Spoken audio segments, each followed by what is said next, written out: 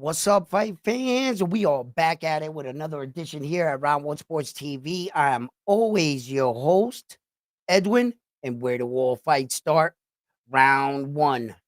So let me get set up here quickly. We have a special guest here coming to the show, the one and only Keith Cologne, a phenomenal star. If you don't know, get to know, get familiar, because we're going to have him on the show. We're going to be asking him a lot of questions. So tune in, lock in. If you haven't already, subscribe to the channel, give the videos a thumbs up. And like always, let's get right into this video.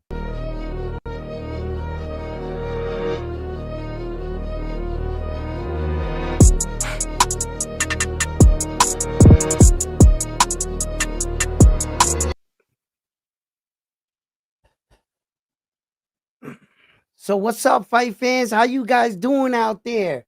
Listen, it's a great day for boxing, and we have a lot of boxing to talk about. I got a young man coming up on the show, Keith Cologne. He's a very, very promising star, a young prospect.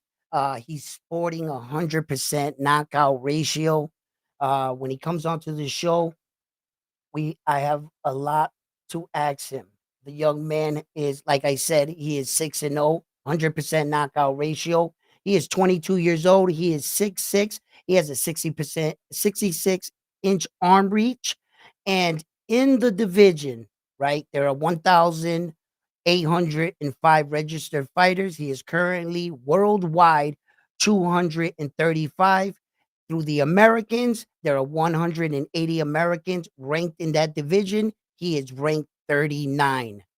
So the young man is really making headwaves uh, in the sport of boxing. He just coming off an impressive stoppage in the second round. Uh, he fought Robin Ellis, and he stopped him in the second round. It was a 6-round scheduled fight. So he should be getting set up and joining the live stream. And if you have any questions for the young man, uh, I'll be taking all your questions at the end of the interview, and we can go over the questions. As a matter of fact, I'll end up asking my co-host frontline. Here he is, the young man, Keith Cologne. Here he is. What's up, Keith? Hold on, let me put you side by side. Here What's we going go. on? That's better. That's better. That's better. Thank you for coming on to the show, Keith. Thank you for Um, having me. you're coming off your last victory, second round stoppage over Ellis. Uh, I want to talk to you about that fight, and I want to ask you a lot of questions. But let's just slow down the interview right here. Please introduce yourself to the world. Yeah, I'm Keith Cologne, Keith Tsunami Cologne in the ring. I got an extensive amateur career. I'm now 6-0. I'm a boxer out of Newark, New Jersey. I'm a Rutgers student. Yeah, I'm a student of the game. I'm still, climbing up in the ranks. But Yo, I definitely got skills. Definitely am talented. And yeah, you're a Rutgers student. yeah. Yo, how's that feel going back into class after like the victory and everything? You know what I'm saying? They see you coming through, Kiwi coming through, like, yeah, y'all seen that? You know what I mean? Like, how is it for a young man like you starting to get a buzz in boxing, and how do you deal with things like that? I just stay level headed because Yeah. it's like, yeah, I've done some things that a lot of people not used to, especially Hmm. coming from where I come from. But at the same time, I know I have talent to where I could make it far in the sport.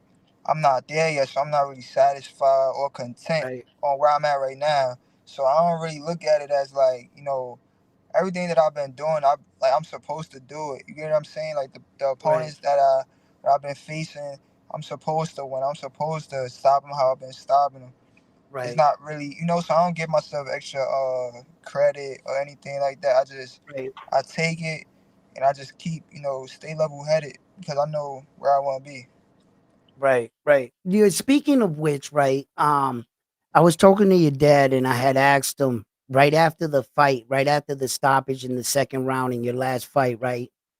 Your reaction, you looked up to the sky, and I wanted to know, was it was it that kind of look that you looked up to the sky and was like, yeah, thank God I got the win, or a little bit of disappointing because you didn't get the rounds in, like maybe you wanted to get more rounds in. You know, going into the fight, I wanted to get more rounds, but when you're in a fight, if your guy is hurt, Yeah. then I'm not complaining Right. that he was, that I got him up out of it early. It's just more so I wanted a cleaner finish. Like Mm. I felt as though uh when I first knocked him down, he came into my because on overtime they got a thing where like it's like a bonus or incentive. Oh yeah, the bonus. Yeah, I was gonna Yeah, ask you about so that. when I first knocked him down, it clicked him. Like I wasn't planning on knocking him down in the Right, first right, round or right, stopping, but right. it happened, and it hit my head. I'm like, oh, Oh like shit. yeah, I like I could might get as well go for it. it now, Right, right, right, right, right, right. But I kind of got a little slobby because I was just looking for a big shot, trying to, you get what I'm saying, trying to get him up Mm-hmm. out of there. Yes. Yeah, yeah. Going into the second round, I'm like, all right, I'm not gonna be sloppy just trying to look for one big Mm-hmm. shot. Now I'm gonna go back to bringing him down and stop him. Right, right. However, I didn't get the clean stoppage how I wanted it to. Uh, like when I, but before the ref stopped the fight, I had like landed a punch, Mm-hmm. and my opponent's legs kind of like started Right. He wobbling. wobbled. Right. But like I felt it. Like I didn't even land a clean punch, so I didn't think he Mm. was hurt until I saw him.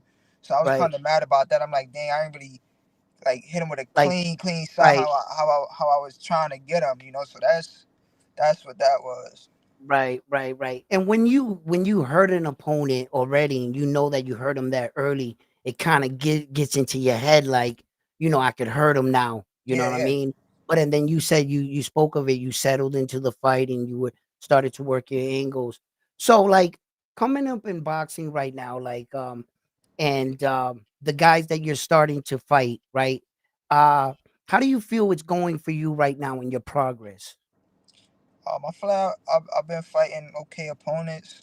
Okay. It's been hard to get like better opponents, but Mm, after my last fight, like that was like that, I'll say that was probably like one of the more of the seasoned fighters that I've been facing.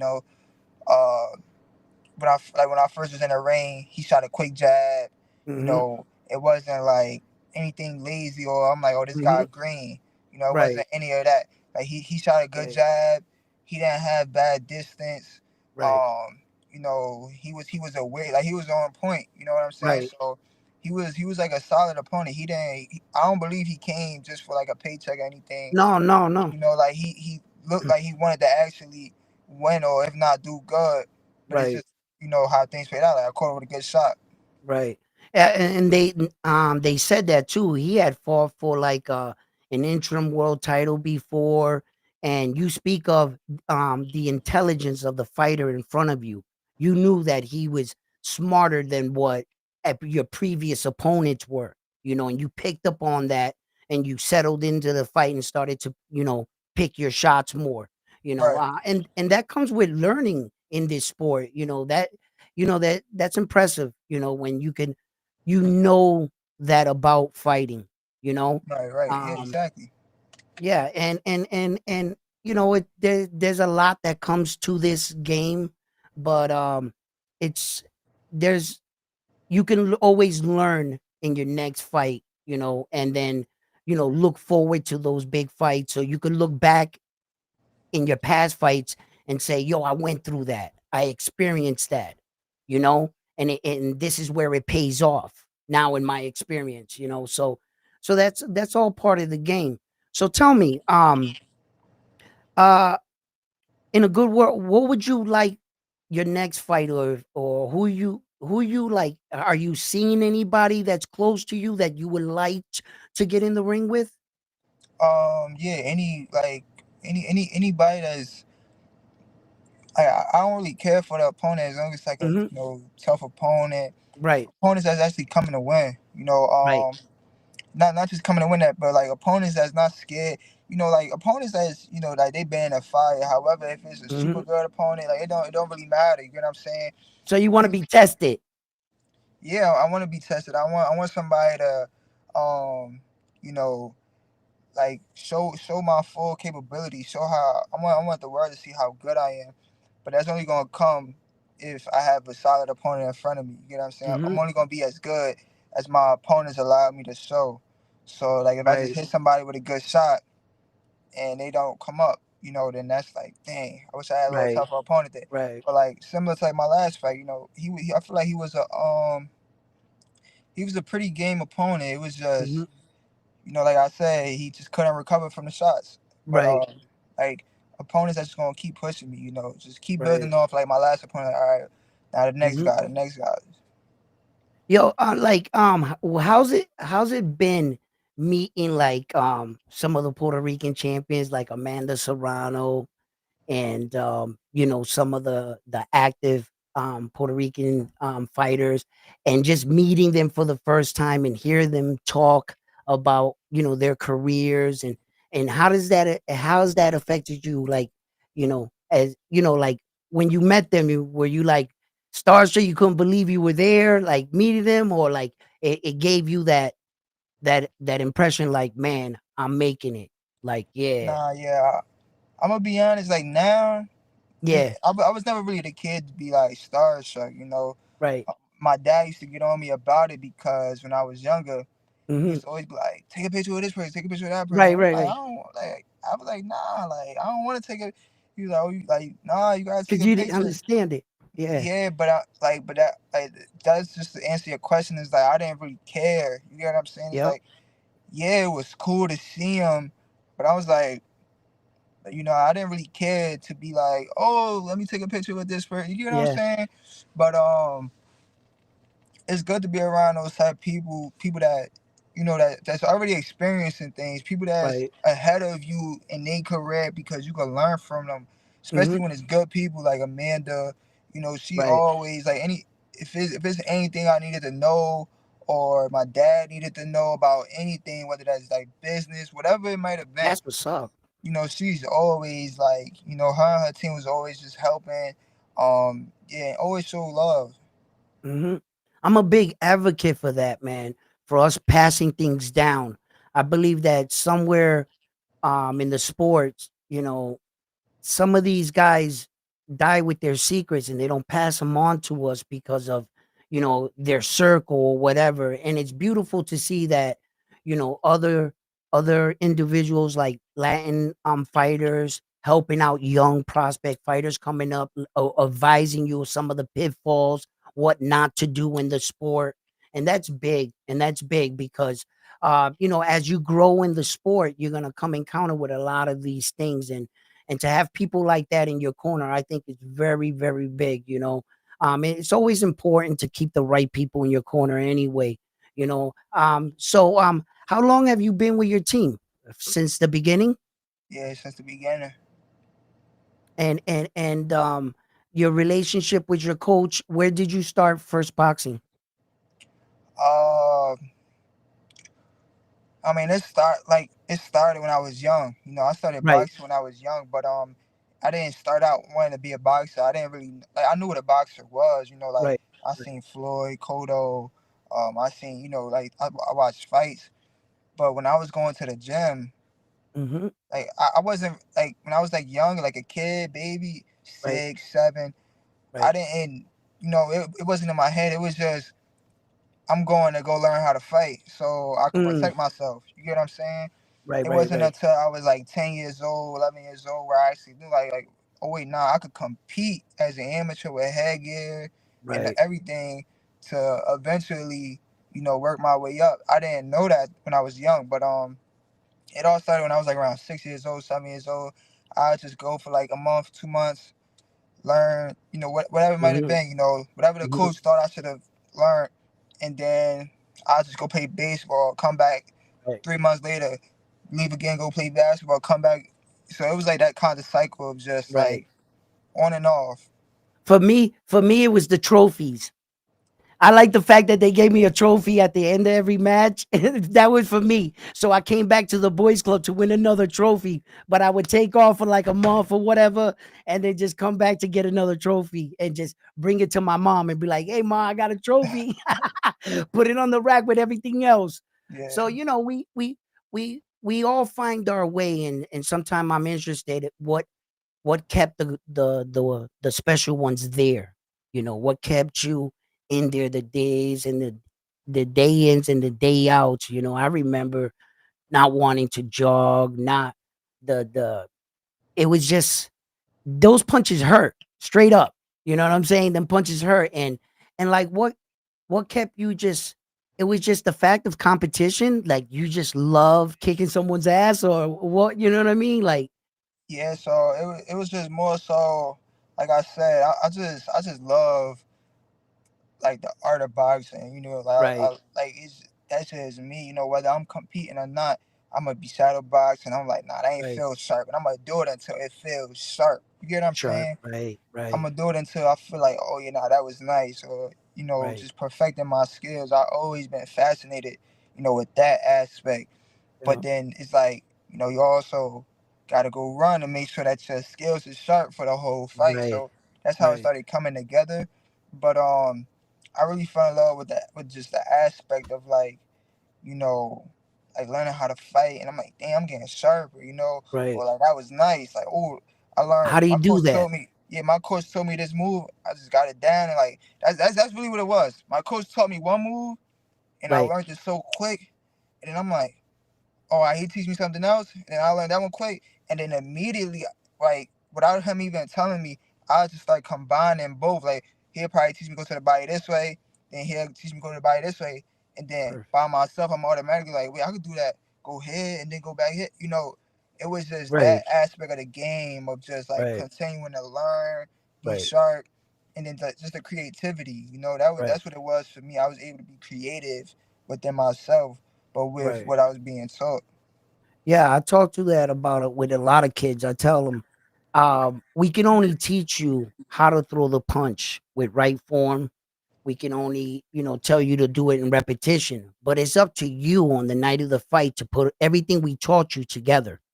Right, And then you go out there and you make your own style. Show me what you learned, and you put it all together. Tell me what you see, And I've watched you box, man. You got this nice right hand, a body shot, and it comes like natural. It like snaps on the inside. I also wanted to ask you, um, do you train going lefty and righty? Because in one of the matches you went lefty. yeah, I do it. I mean, now I'm starting to do it more. I'm starting to Right. train. I'm starting to go both ways, orthodox and Hmm. southpaw. Train both ways, just Right. because like it works. You get what I'm Right. saying? Like You it never works. know when So you need it, right? exactly, and like I said, I'm a sponge. So Hmm. it's like I notice things, and it's a part of my game now.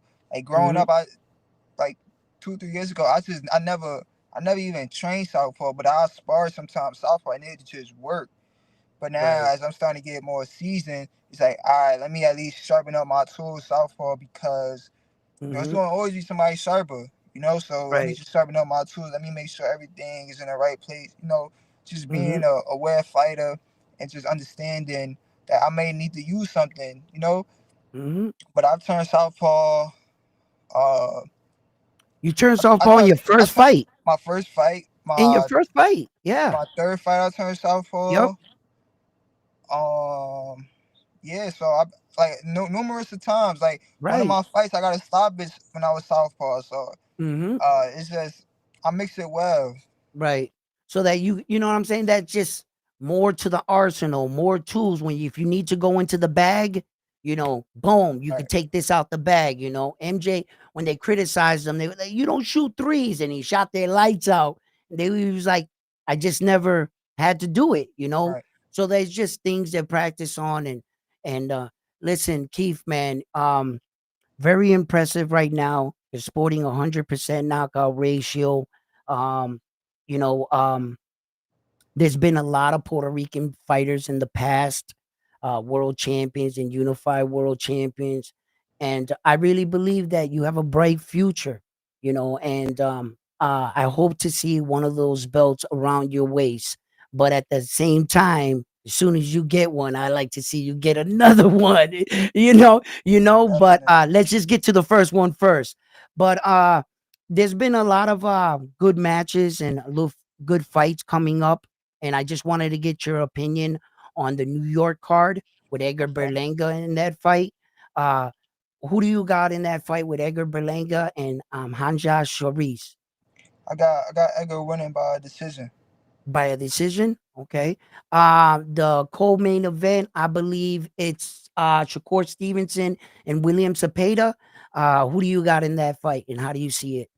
I got Shakur winning by decision. I feel like he gonna box him, and then eventually just like take control of the entire fight and be more dominant. But yeah, I feel like he gonna win by decision. By decision. There's another big fight on that card. Subriel Matias versus Alberto Puello. How I do you got see that Matias. fight? I got Matias winning. Um, yeah, I'm gonna say stoppage. Stoppage. Late stoppage, early stoppage. I'll say between like the mid rounds, six, Yeah, 7. yeah. Well, those are like the big ones, and then Amanda Serrano is going to fight the day before, Yeah, July 11th. Uh, who do you? I'm just gonna ask it. Who do you got in the fight? Amanda Serrano, Katie Taylor. I got Amanda. I got Amanda Of winning. course you do. Yeah, I got Of Amanda. course you do. Yes. Those are gonna be some tough fights right there, and a lot of things are gonna move around in the division. If Sabria happens to win that fight, the possibilities for him and Shakur going forward. And a lot of people, young Xander Zion was reported, another Puerto Rican fighter, to be fighting Perez for the WBO world title. So there's a lot of Puerto Rican fighters right now up and coming that I'm very excited for. You're one of them. We have very little in the sport, so the ones we have, man, I really like to show a lot of support. And I want to thank you for taking the time out for coming by Of and course, talking to us about the sport of boxing. of course. And you're always welcome to come here. I'm gonna stick by you your entire career. I'm gonna watch you grow, and I know one day we're gonna have an interview where you're gonna be a world champion. So Yeah, for Keith sure. Cologne, thank you for coming by. Can you tell all the fight fans where they can find you on social media? You can follow me on Instagram at official Keith Cologne and on YouTube at Keith Cologne. And I want to say thank you for having me also.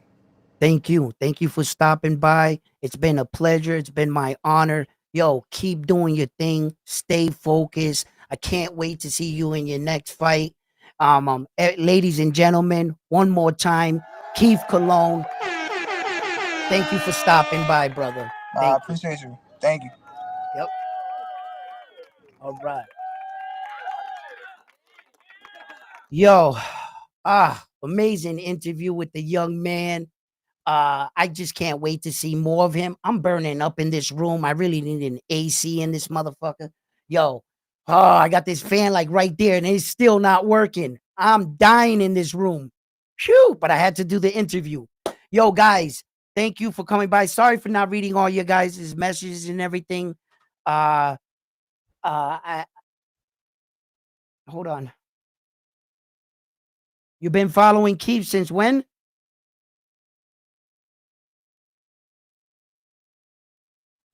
Yeah. Listen, he's like pretty good, man. Keith, he's pretty good. Yo, I was watching his highlights, right? So I'm sitting there and I'm watching his highlights. And his very first fight, like I said, I saw him switch from right to left. And I was seeing how fluent he was in the left, how comfortable he was versus the right. And for a second there, one of the times he switched, I didn't even notice it. And I was like, oh shit, he switched. And his punches look fluent. They still look sharp in the left. They look sharp in the right. So I like the way he's mixing up his punches, his punch selection. I like his power. You know, the way he dropped Ellis there, it made me think. Like you always see this in the beginning, and you're like, this guy Ellis was coming off a lot of losses, so you question that, right? But I was looking up this kid Ellis. He's a tough kid. He just had some bad losses, you know. For him to catch him like that, right, and he dropped him with the body shot, it speaks to his power. Why? Because every fight he displayed his power. It wasn't a thing that it was like a one-time thing. No, he has 100% knockout ratio so far. So shout out to the young man. All the competition they're putting in front of him, he's doing away with them. When we say to ourselves, this guy shouldn't be in the ring with you. He's not on your level. Well, then, damn it, that's exactly what he needs to be doing. Knocking him out and getting him out of there. Although I would like him to see him in more rounds, he spoke of it. He said, yo, I want somebody to push me. I want somebody to bring the fight out of me so that I can really see where I'm at. There are a lot of things I've talked about with fighters. I said to you guys, it's all good when everything's going right in the ring for your fighter. How about when things are going wrong? Can he make adjustments to turn the fight around? Does he still believe in himself? Is he allowing doubt to creep into his mind? Or is he staying the course in the entire time he hasn't counted himself out? He's been waiting for his moment and he's about to engage. He's figuring this guy out.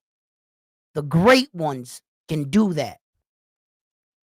In which each fight, he starts learning more about himself as a fighter. In which each experience. Now, yeah, I want to see that Tommy Dame fight with Keith Colon. Yes, I want to see it. I got to see it. We're going to see it, right? And it's how he responds in these moments that is going to let you know where he's going to be. There are a lot of fighters that have started their career flashy. Edgar Berlanga had 16, 17 first round knockouts, right? And then it seemed like it went a little left, but now it looks like it's picking up steam. There are fighters that were defeated. Daniel Dubois, he lost twice. Look at how he's turning his career around. You don't have to lose to turn your career around. No. But in these moments, in these fights, is what I speak of. Naoya Inoue, the Japanese superstar, went down. Not once, twice. Both times he went down. What happened? He won the fight. That speaks to the grit and the tenacity in your fighter. And that's something you can't teach in a gym. It's not like your coach is going to, beep, hey, we're going to knock you down. We're going to see how you respond and go. You don't work on that. There's no drill, the knockdown drill. When you're knocked down for the first time, how do you respond? Does your mind go right to the crowd? Do you start thinking about everybody else and what they're thinking about, and you're thinking about all the memes in your head already? Or are you getting up off the ground saying, that mother... Okay, that's how you want it? I got something for you right here. A little lightning, a little thunder. You know what I'm saying? I ain't out to fight. Yeah, you drop me, whatever. So I'm about to put you on your ass too. Do you have that kind of mentality? And that's what these young men are going to find out with each fight. Some of these things you can't learn in a gym. Some of these moments are priceless. You got to earn them in the gym. You got to experience them in the moment.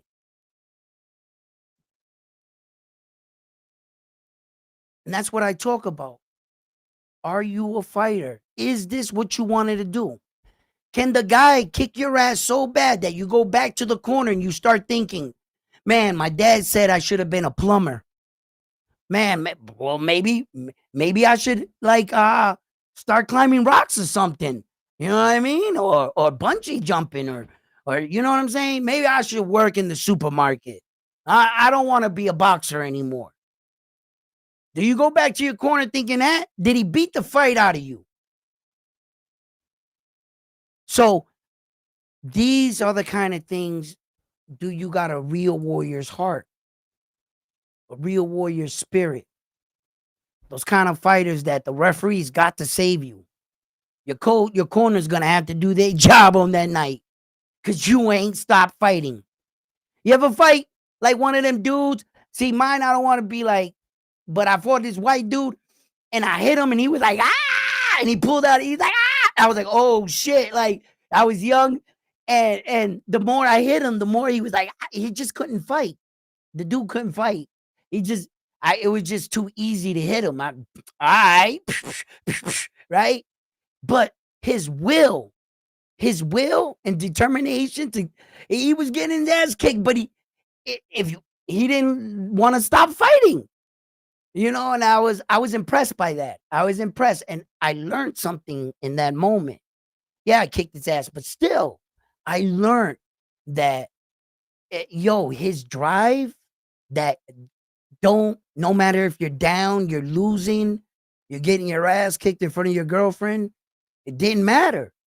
None of that shit mattered. His will was incredible. And I knew then you can push yourself to great limits. It's up to you. How bad do you want it? How bad do you want to win this fight? And what are you willing to do to get it done? And that's, you know, those are things in boxing matches you got to experience, you know, guys. So, yeah. What's up, guys? What's up, Richard?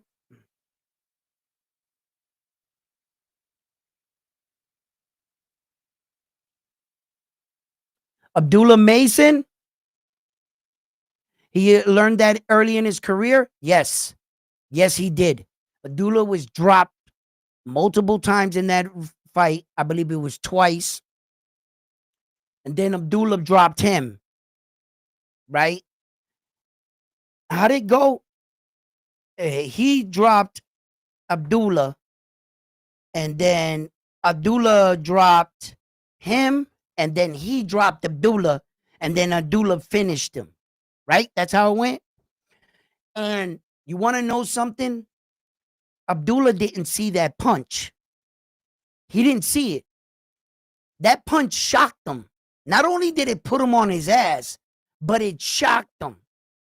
Now that's two different things. He was like, pow, what the fuck was that?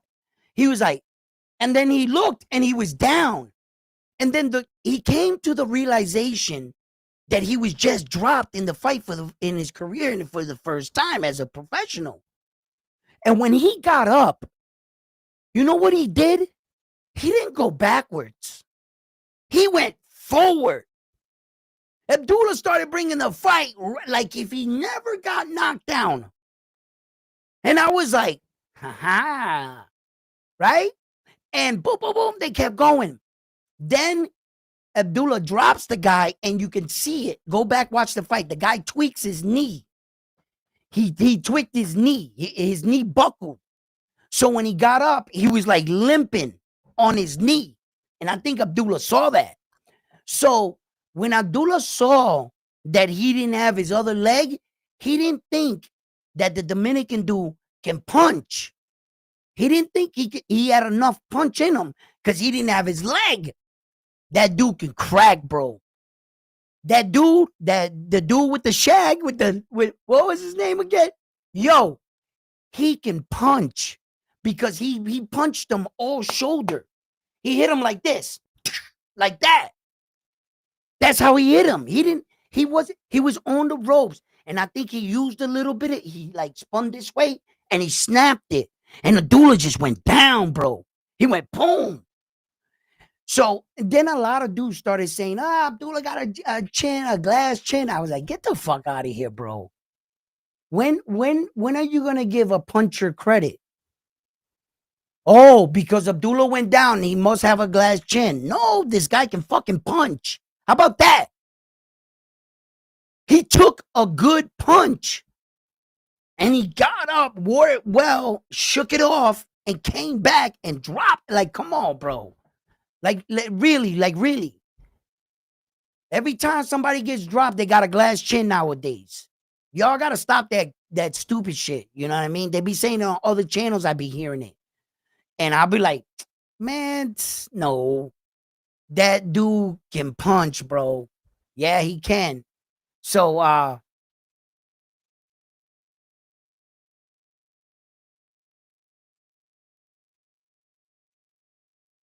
oh yeah, they were both dropped in the first round. That was a action-packed rock'em sock'em kind of fight, right? Right? They were really showing, that they were trying to take each other's heads off. Abdullah wasn't showing him no love, no favors, you know? And that was a good fight for him. And speaking of Abdullah, right? Right? And speaking of, captivating in your moments and shit, come on, fan. Start working. Um, Keyshawn Davis had a meltdown, like an epic meltdown. You understand that? He started picking a fight with Abdullah. He started talking shit to other guys, knowing he was going into the fight and he's about to lose his belt on the scale. He showed no class, no remorse, got up on the scale, posing, smiling, thinking that he has executed his game plan by putting himself in this position and that Edwin De Los Santos would take the fight. But Edwin De Los Santos left Keyshawn Davis standing there with his dick in his hand, and he said, F that, I'm not falling for your trap. Now, Keyshawn Davis wasn't expecting that. He thought Edwin hasn't had a fight in 2 years. He needs a payday. He'd be desperate enough to take the fight, and I'll go in there, knock him out, and then go up to 140 off this knockout and have like a little bit, yeah, I did it better than Shakur. I knocked him out, blah, blah, blah. But Edwin De Los Santos didn't give him a fight. Boy, did that blow up in his face. Not only did that blow up in his face, but did it spark the superstar that will be Abdullah Mason? You gave your main event slot to Abdullah. And boy, did he capitalize. He brought the fans a knockout. He brought them action. He did his job. Talking about being at the right place at the right time to make the most out of your opportunities. You never know when your number's going to be called. And all of a sudden, they're putting this interim belt on him, and now there's talks of him fighting Sam Notes for Keyshawn Davis's belt. Now look who's going to be or fight to become the world champion. How in 48 hours, you guys basically traded places because of you. Keyshawn Davis has no one to blame but himself for his antics. You are responsible for what you do, right? Keyshawn Davis does understand that the entire U.S. world court system is based on you can't make me do anything. You guys, Keyshawn, you do realize that, right? That the majority of the world's crimes are all based on this one thing, like he made me do it. Or he made, look, I can't make you do anything. I can't even make you laugh if I told you a funny joke.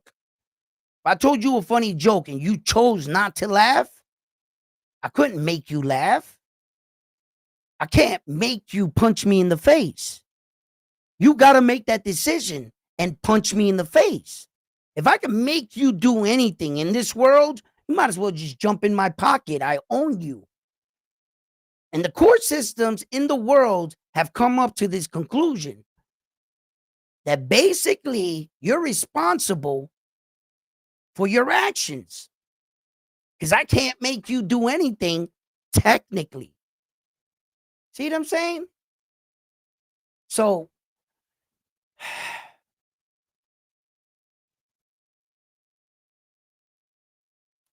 Abdullah Abdullah is a fighter. U.S. fans can respect the way, yeah, the way he holds himself, and his father and his brothers, the way they talk. They understand that boxing is just not in the ring. It's what you do in and out of the ring. There are children, kids, young men and women looking up to you guys, the next wave. And what did they see in Keyshawn Davis? Don't make weight, forfeit your belt, fight behind stage, jump people. Oh, and by the way, if you have a kid, have them in the hallway while everything's going on. That's the safest place for your newborn child, is in a hallway with a bunch of people about to get rowdy. And you are in the heart of it. If anything was to happen to that baby, God forbid, and an injury was to occur to that baby, and when he grows up, he look back, you see this scar right here? Yeah, that happened on the night my dad acted stupid. Like, yo, it's just, that was just a complete meltdown. But nevertheless, remarkably, that is not the worst thing I've ever seen in boxing. Remarkably, no, not even close. I've seen some shit in boxing, okay? And you know, this this speaks sometimes to, is this good for boxing? Is it bad for boxing? Is this kind of here? Is this the look? Like, some of us are like, yo, how many times we seen a dude get smacked or smacked with an egg at the weigh-in or at the face-offs? It adds to the event. Yeah, dudes pushing, sometimes a punch here or there, add to it. But your child in the hallway jumping the guy in the next room from you with your family, your mom, everybody, the mayor just 2 days ago gave you the key to the city. They named like a weekend after your family. Your family names is held in high regards, and in 2 days you destroy that. I mean, where do we draw the line for being too gangster when keeping it real goes wrong?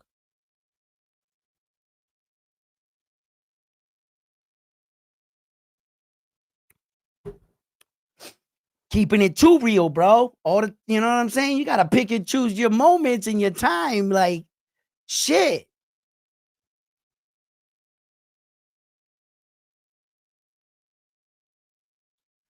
We need to hype up that Matias fight. It's in 2 weeks. Oye, eso me tiene.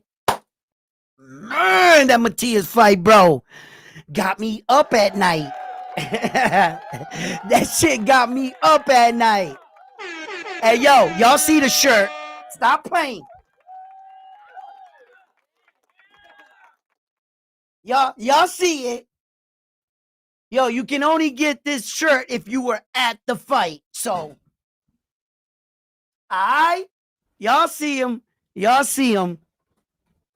Listen, that fight's got me up at night for real talk, man.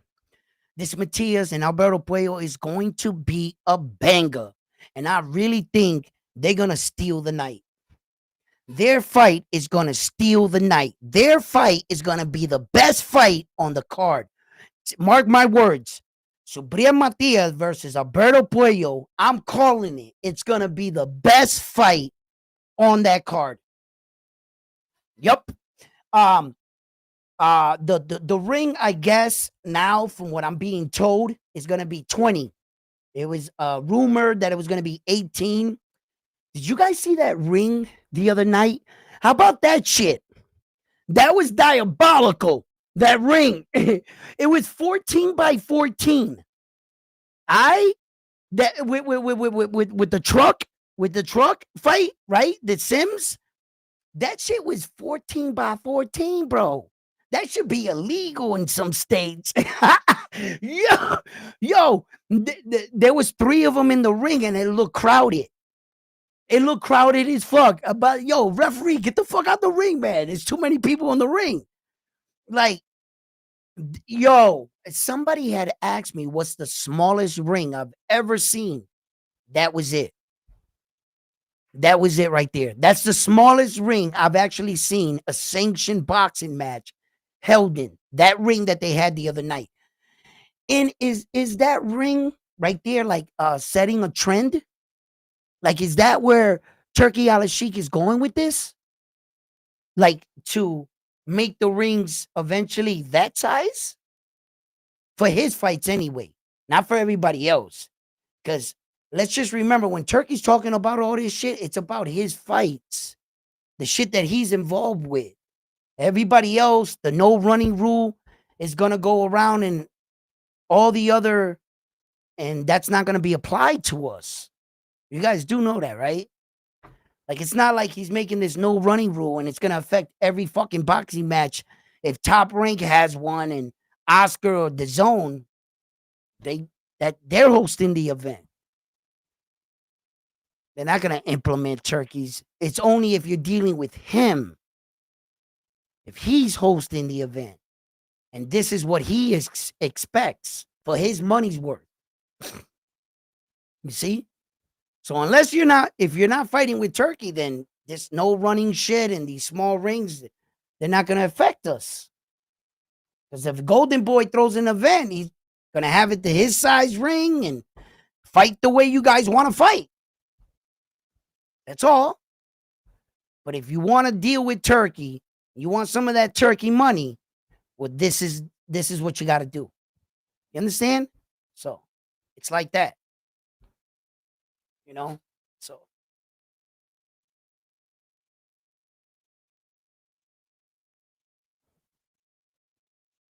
2020 fucking benefits. Yeah. Maybe wait, let me back up on your Texas. Shit happens, man. Keyshawn has a dog mentality and sometimes doesn't think. Yeah. Facts. Edwin, if you need a spot to stay at in New York, the holler at me. I got you. Yo, I'm going to New York, bro. Koki, yo, I'ma holler at you, bro. I'm gonna take you up on that, bro. You know what I'm saying? We gonna go out there and chill. You know what I'm saying? Have a great time. What up, Frontline? What's happening?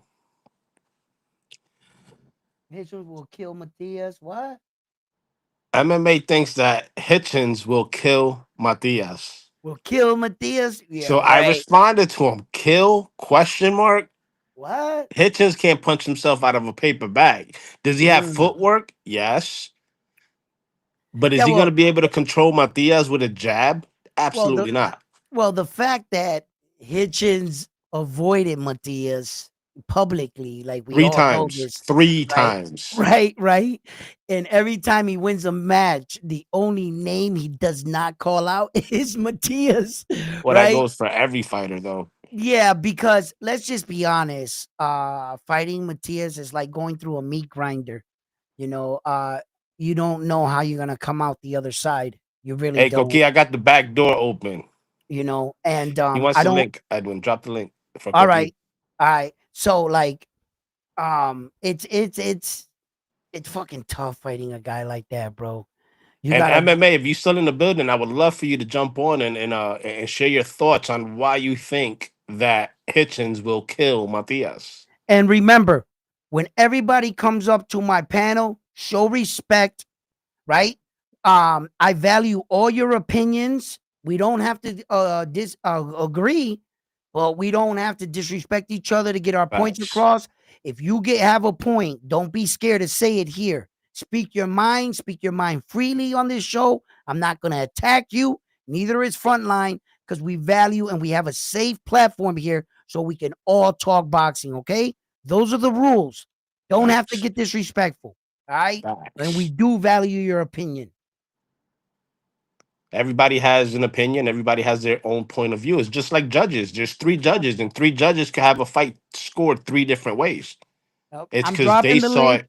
they saw it their own way. You know what I'm saying? Mhm. So Right. I'm dropping the link. I should have just put up the Discord. What the hell? Anyway, I forget I put it up sometimes.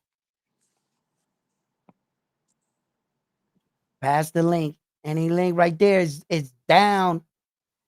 Georgie, Boyo oh, can run, but he can't hide. Matias is going to make him pay.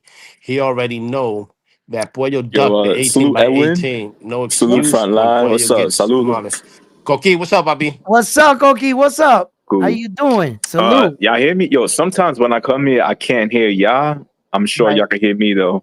You Yeah, I can can hear us hear you. now? Yep. Can you hear us? Yeah, let me see what I could do to fix that. Give me 1 second, guys. I'm sorry. Yeah. Yeah, no problem, no problem. Yeah, I definitely want you to be able to hear us when we're talking. That's part of a conversation. What good is that if we can, right? So I want Koki to fix Yo, that. there was a interview. We Yes, shared it in the chat with it's a Cuban podcaster. He interviewed Matias. he did. And he asked the tough questions. For an example, he asked Uh, him against Valenzuela, you kind of took your foot off the gas pedal in the later rounds. Did you feel bad or what was going through your mind? right. So Matias' response was that for the first time in the ring, he felt pity for somebody Really? because he was beating him bad. That being said, what he said was, don't think that I'm gonna come back with that mentality. When I go against Puello, I'm going with the kill or be killed mentality. Okay. So That we must got be tough. we got the old Matias back. Hopefully, Right. George, what's up, Bobby? Oh, he fell off again.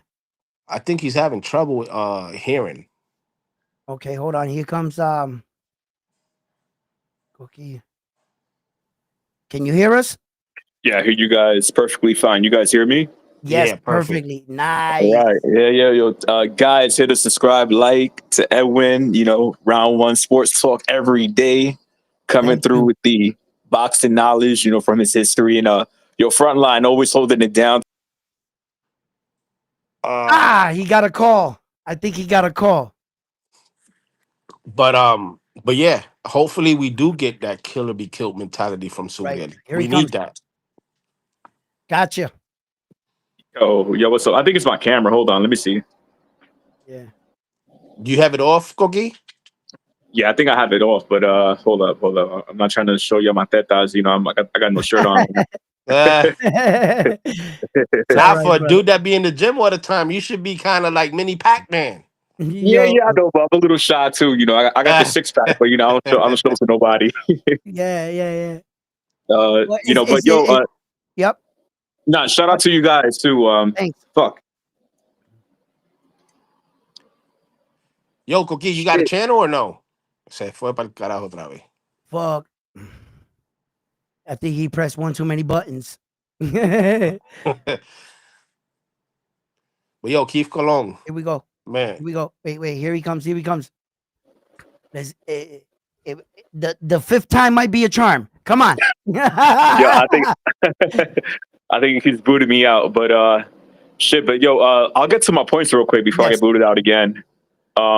I was trying to tell people because I think the biggest misconception in boxing on YouTube is you know, there's styles, right? You got the slick Right. boxer, you got the pressure fighter, you got the counter puncher, and I think people need to understand like Liam Paro did beat Matias, but you know, Puello and Hitchens and Haney, they don't fight like Paro. You know, Paro is a very tricky fighter. Lost him. Damn, shit was getting good. But Yep. I think where he's going at Yeah. is that people use that triangle theory, which Yeah. never works, and it never does. I want to see where he Um, goes with this. Yeah. Because yeah, like he was alluding to that. You see, all fighters are not the same. They don't have the same mentality of when and where to throw the punches. And I think what he was getting to is, stylistically, yeah, one fighter could box better than the other, but it was the key things that one fighter did that made the difference in the right. fight. And Liam Paro knew those subtle key things. He really did his homework against a fighter such as Subriel. Here he is again. And I lost him again. He's trying, man. But Yo, the uh, only thing, Koki, if you listening, if you got a VPN activated, you might have to deactivate it because that's what might be bumping you out. oh yeah, it might be. It could be. Wow, I'm sweating up in this room, bro. You ready for the workout tomorrow? Oh yeah, yeah. Monday we start. We starting. We But going back. body a little sore. Yeah, a little bit, but my foot's getting better. It was my foot my wife was mostly concerned about. She's like, she wanted me to put it up like that, but it feels much, much better now. And I took like a complete day off, so I really did rest.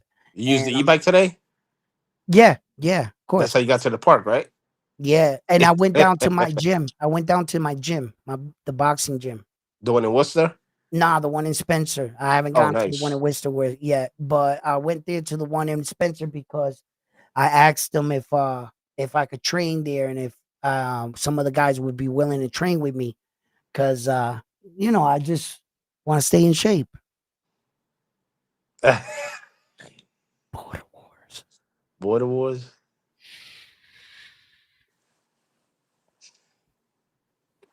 We Yo, gonna pop up on them like what? when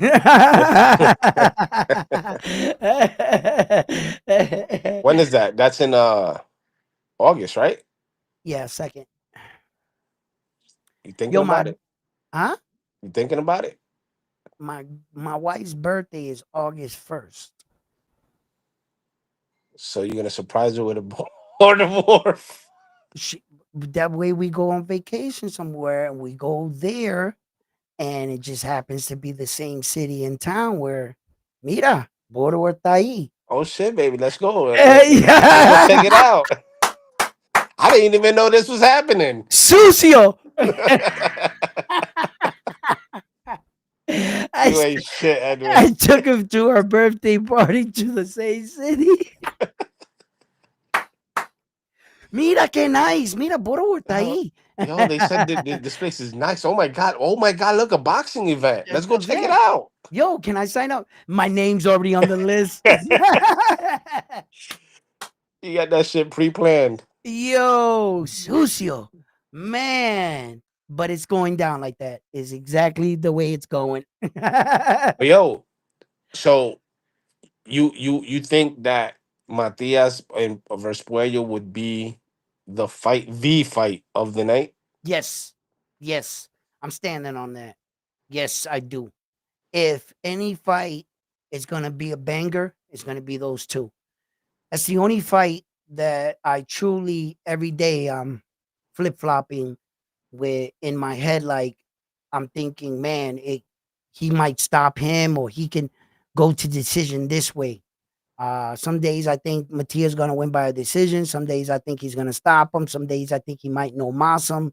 Some days I think that Puello has the possibility of what I'm saying doing something, but we're not gonna even say that in the air because it's just not going down like that, right? So I mean, the possibilities are all there. We all know. We oh, all we know. know they're there. We know they're there, even though I don't want to say them, because of my guy. Yeah, but I just regardless, regardless, Matias, yeah, go ahead. I know who Puello is. I know what he brings to the table, and I know the challenge that lays ahead of Matias, bro. I'm no fool. I'm just uh showing a lot of support for my guy, and I'm not willing at this moment to say or even speak up his possibility of doing anything. I'm not going to even attach the W word to his name because we're competing right now. And if you ask me, I've already took my side. You better choose yours. You know what I mean? Because we're going to war. And on July 12th, may the best man win. But My I hope we taking that belt back to PR. You my know? thought process behind this. Obviously, I'm going for my guy. I got Matias by no mas. That Mhm. being said, I'm not knocking Puello's abilities. I'm not knocking his potential, and I'm not knocking his boxing ability. We all know that Puello is a boxer slash mover, and he also exchanged in the pocket.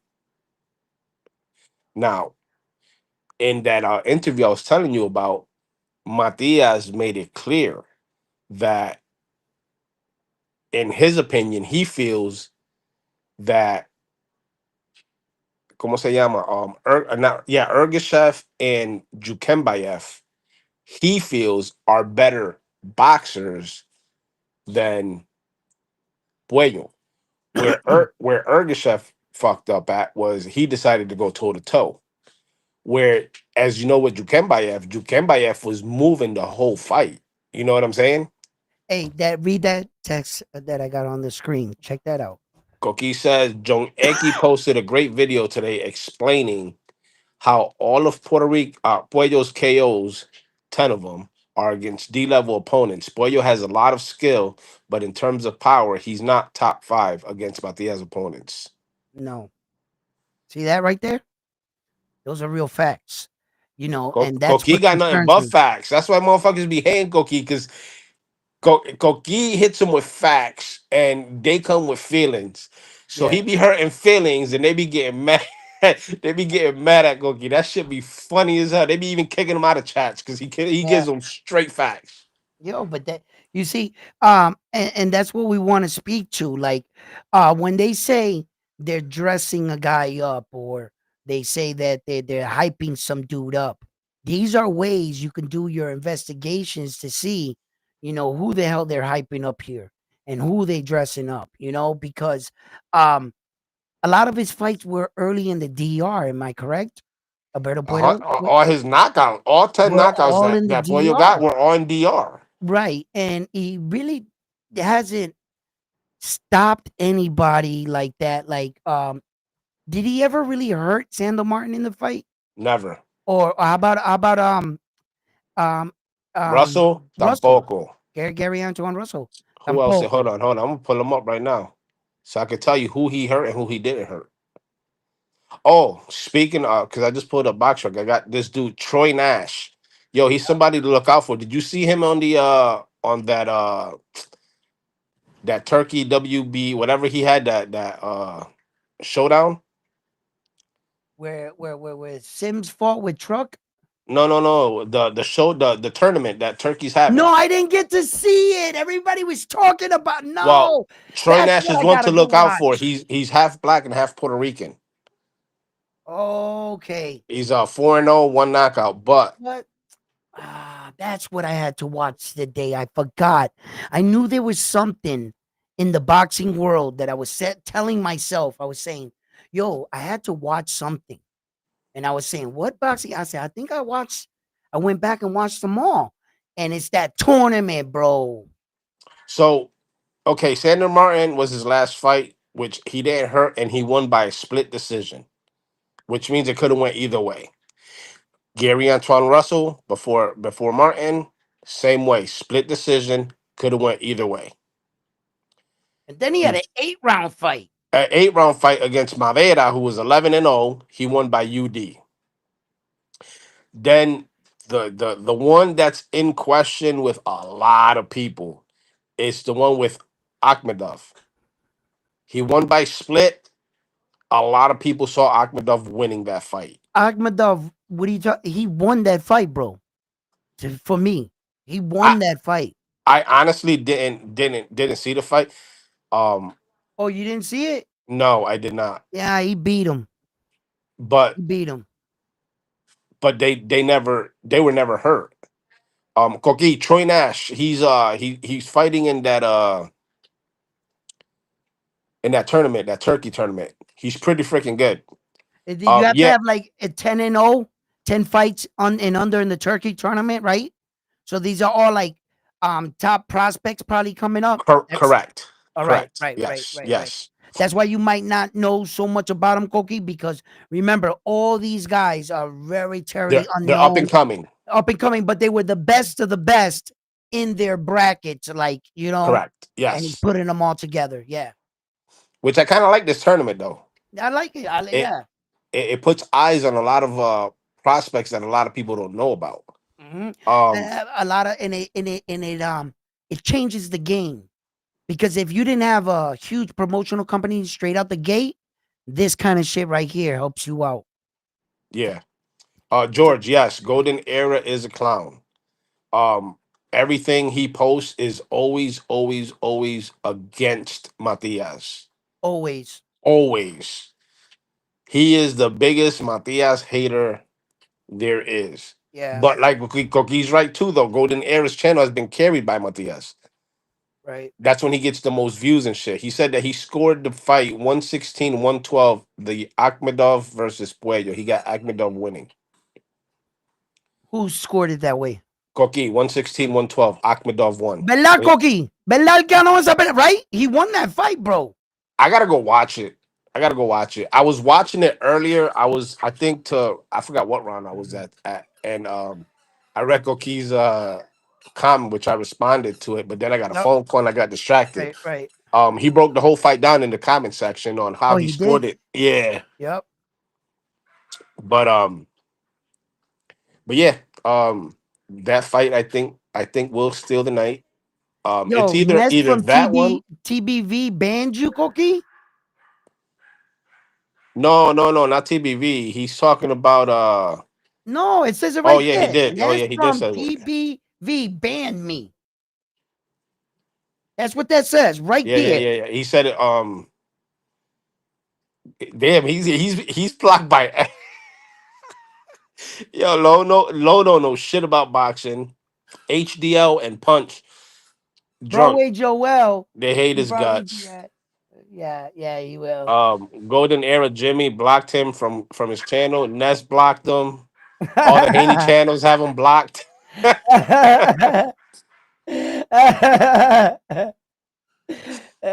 yo, hey, yo, Koki, just stay cool here. You could hang out here, bro. You Yeah, know what you I'm could talk, you saying? could you could pop off here. Ain't no blocking here.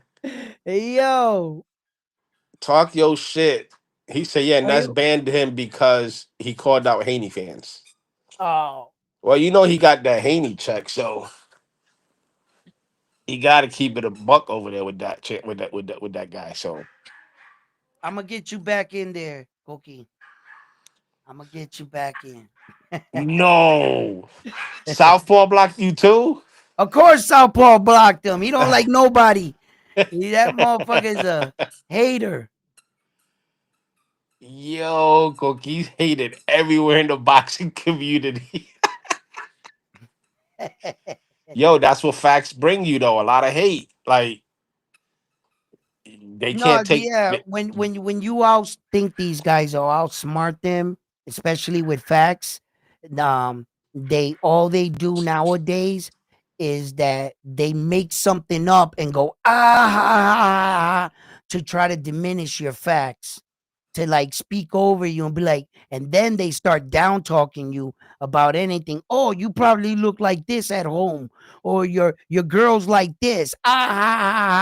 But diminishing what you just put up, and then blocking you off of just like capping and shit. They You know they what I they don't don't like. like that shit. They I don't like don't. facts. I don't like going to channels where if you have a difference of opinion with the host or with people, they immediately kick you out the chat. You know what I'm Nah, saying? we could have a debate as long as you're not disrespectful. I'll Exactly. always keep you around.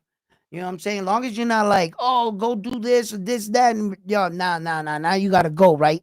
But I could say something, he could say something, he'd be like, nah, you're crazy because of this. This guy's gonna knock out. You ain't getting kicked out because of that.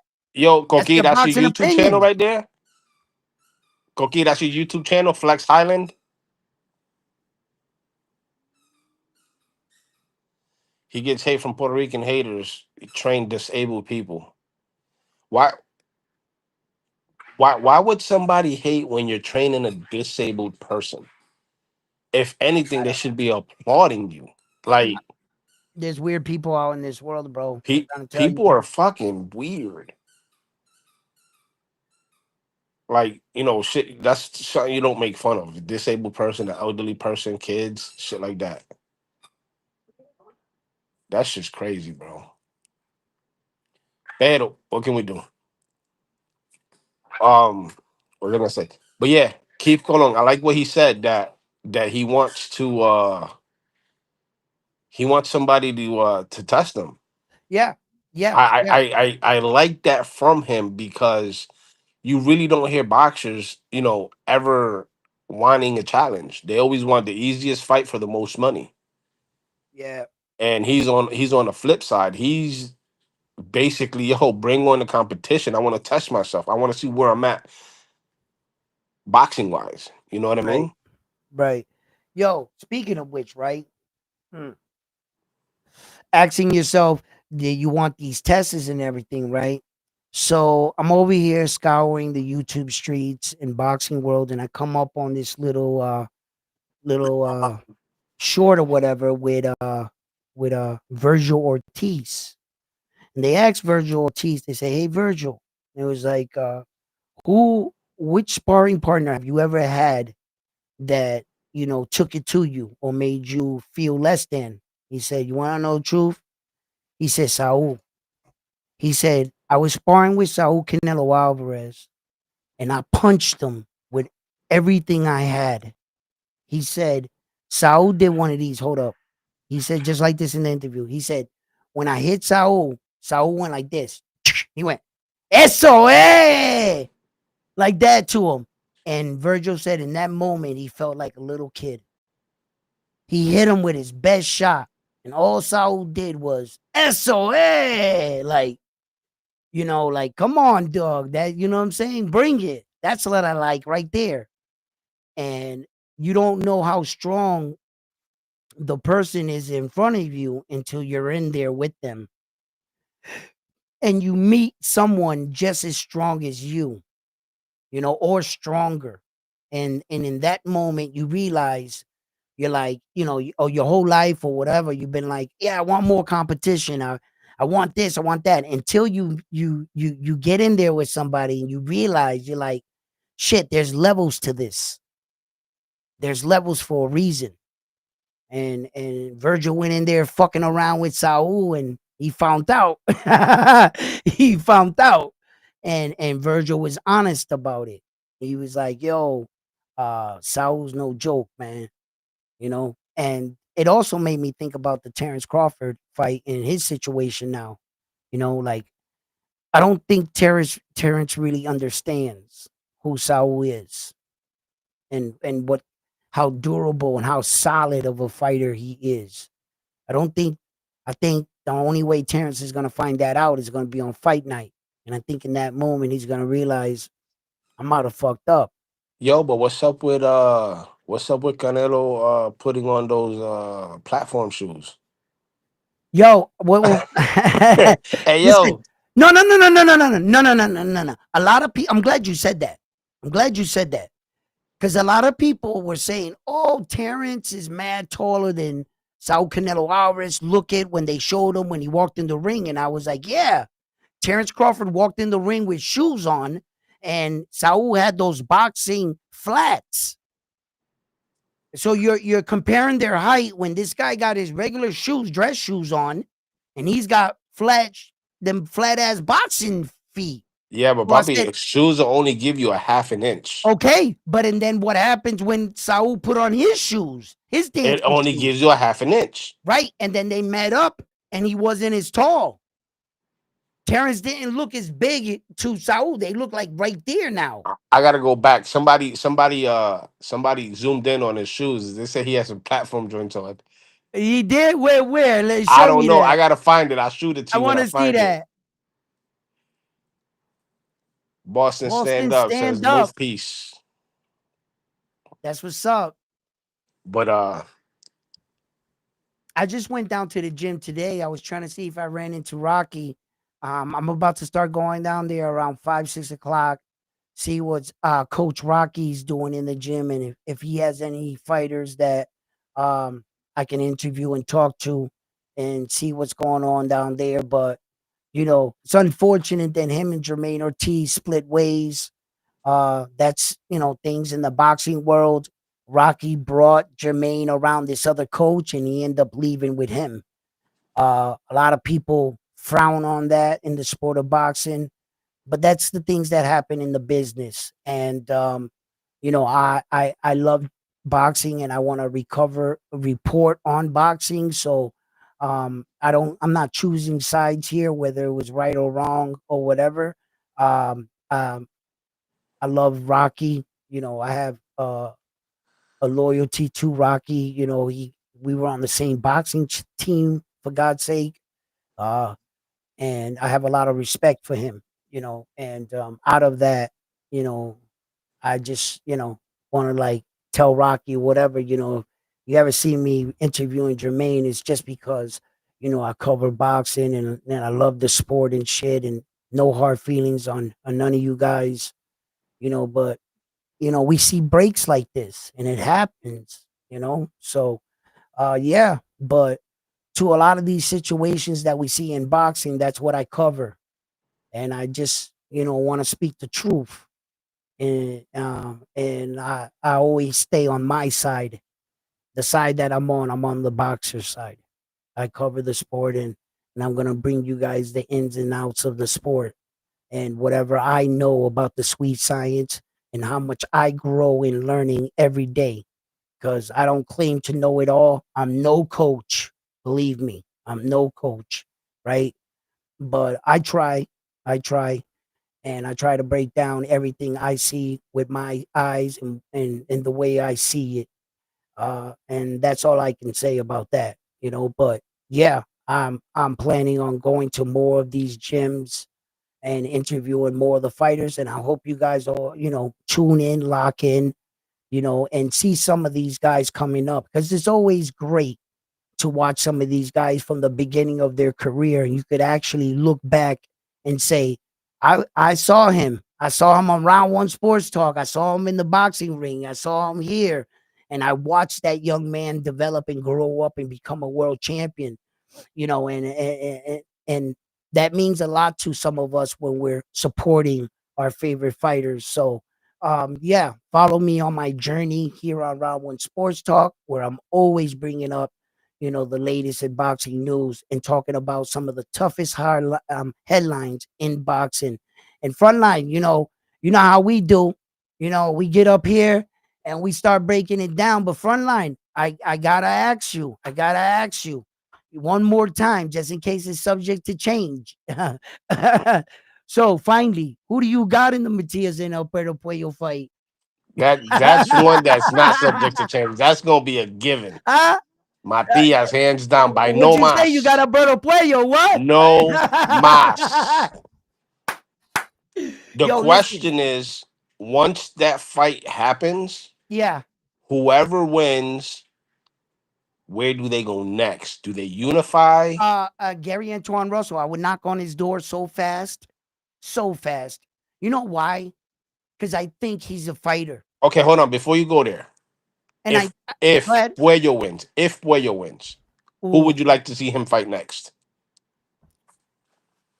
Gary Antoine crazy. Russell sounds interesting because not only is it a It's the rematch, rematch, and it's it's a a unification. unification. Yes. Yeah, yeah. Uh, I'm not sure Gary Antoine Russell would take that fight right away. I mean, I know he will, because I think because he's always a gamer. Yeah, I see Gary Antoine Russell being one of those guys that will accept all the smoke. Being the fact that Alberto Puello outsmarted him and beat him. Let's just be honest. To those fans that say they believe Gary Antoine Russell won that fight, uh, please, I encourage you, go watch that fight again. And if someone else told you this, Immediately stop talking to them, okay? Because they don't know shit about boxing. Pick better Because friends. yeah, pick better friends because Gary Antoine Russell got schooled in that fight. He did. He really did. And he wasn't landing anything on And he Alberto. didn't make adjustments either. Nah, and he didn't land anything really significant. He a lot of it when you go back and watch it, Whale blocked a lot of his shots, like a ridiculous amount of his shots. And he just for me just beat him. So in that regards, I'm not sure if he'll take the fight back. Maybe he would, maybe he wouldn't. Maybe he'll feel he needs a little bit more preparation to go back and revisit that fight.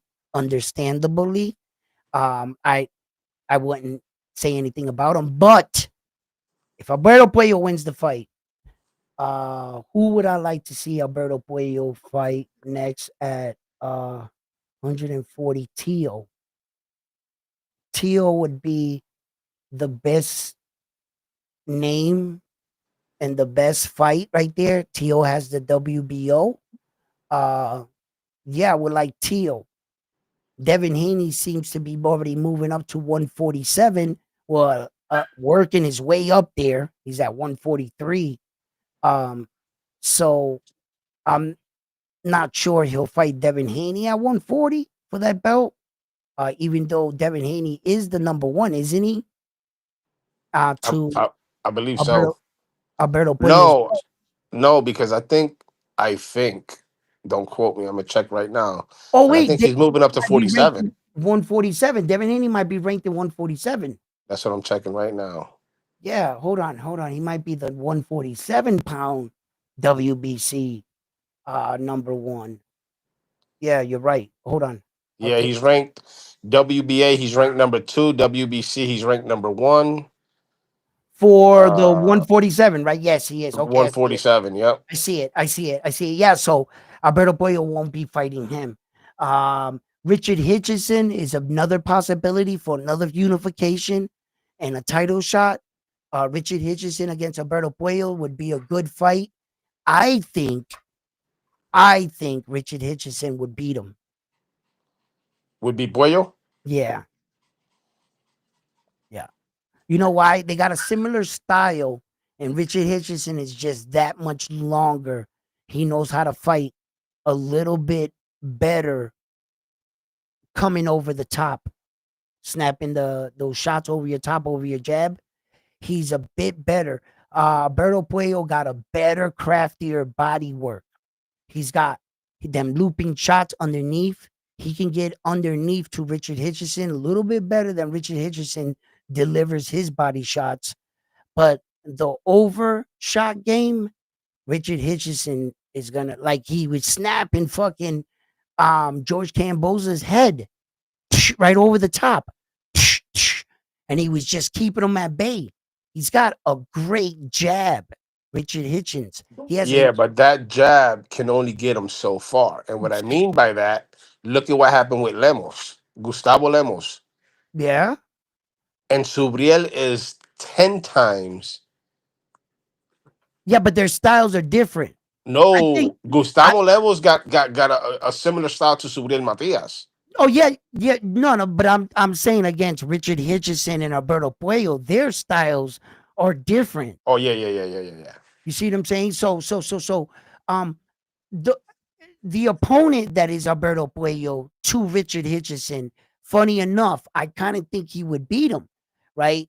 Then if you was to do it the other way around, I think Sobriel would beat Richard Hitchison easy and he would struggle against Alberto Puello. Isn't that a bitch? Yeah. Like So it's because of the way they fight to me in my head. You yeah, know, I just think that Alberto Puello's fight game like caters to Richard Hitchison's style. It caters to him. But if Richard Hitchison was to fight Subriel, I think he would do horribly against Subriel. And but so I think Alberto Puello would give Subriel a better fight. It's crazy. But so it's just now let's yeah, flip but it. Now let's huh? flip it. Now let's flip it. Suriel wins. Who do you want? Who should he fight next? Subriel, Um, Gary I, Antoine?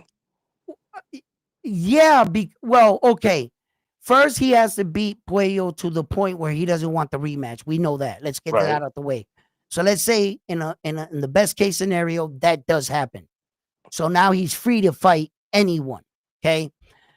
Of course, I would like the Gary Antoine Russell fight. Why? Because I think it would be an exciting fight for their styles of fighting. Both fighters coming forward. None of them want to take a step backwards. Really rock 'em sock 'em type dudes. Um, and Gary swings. He swings strong and hard. Everything's coming out with bad intentions.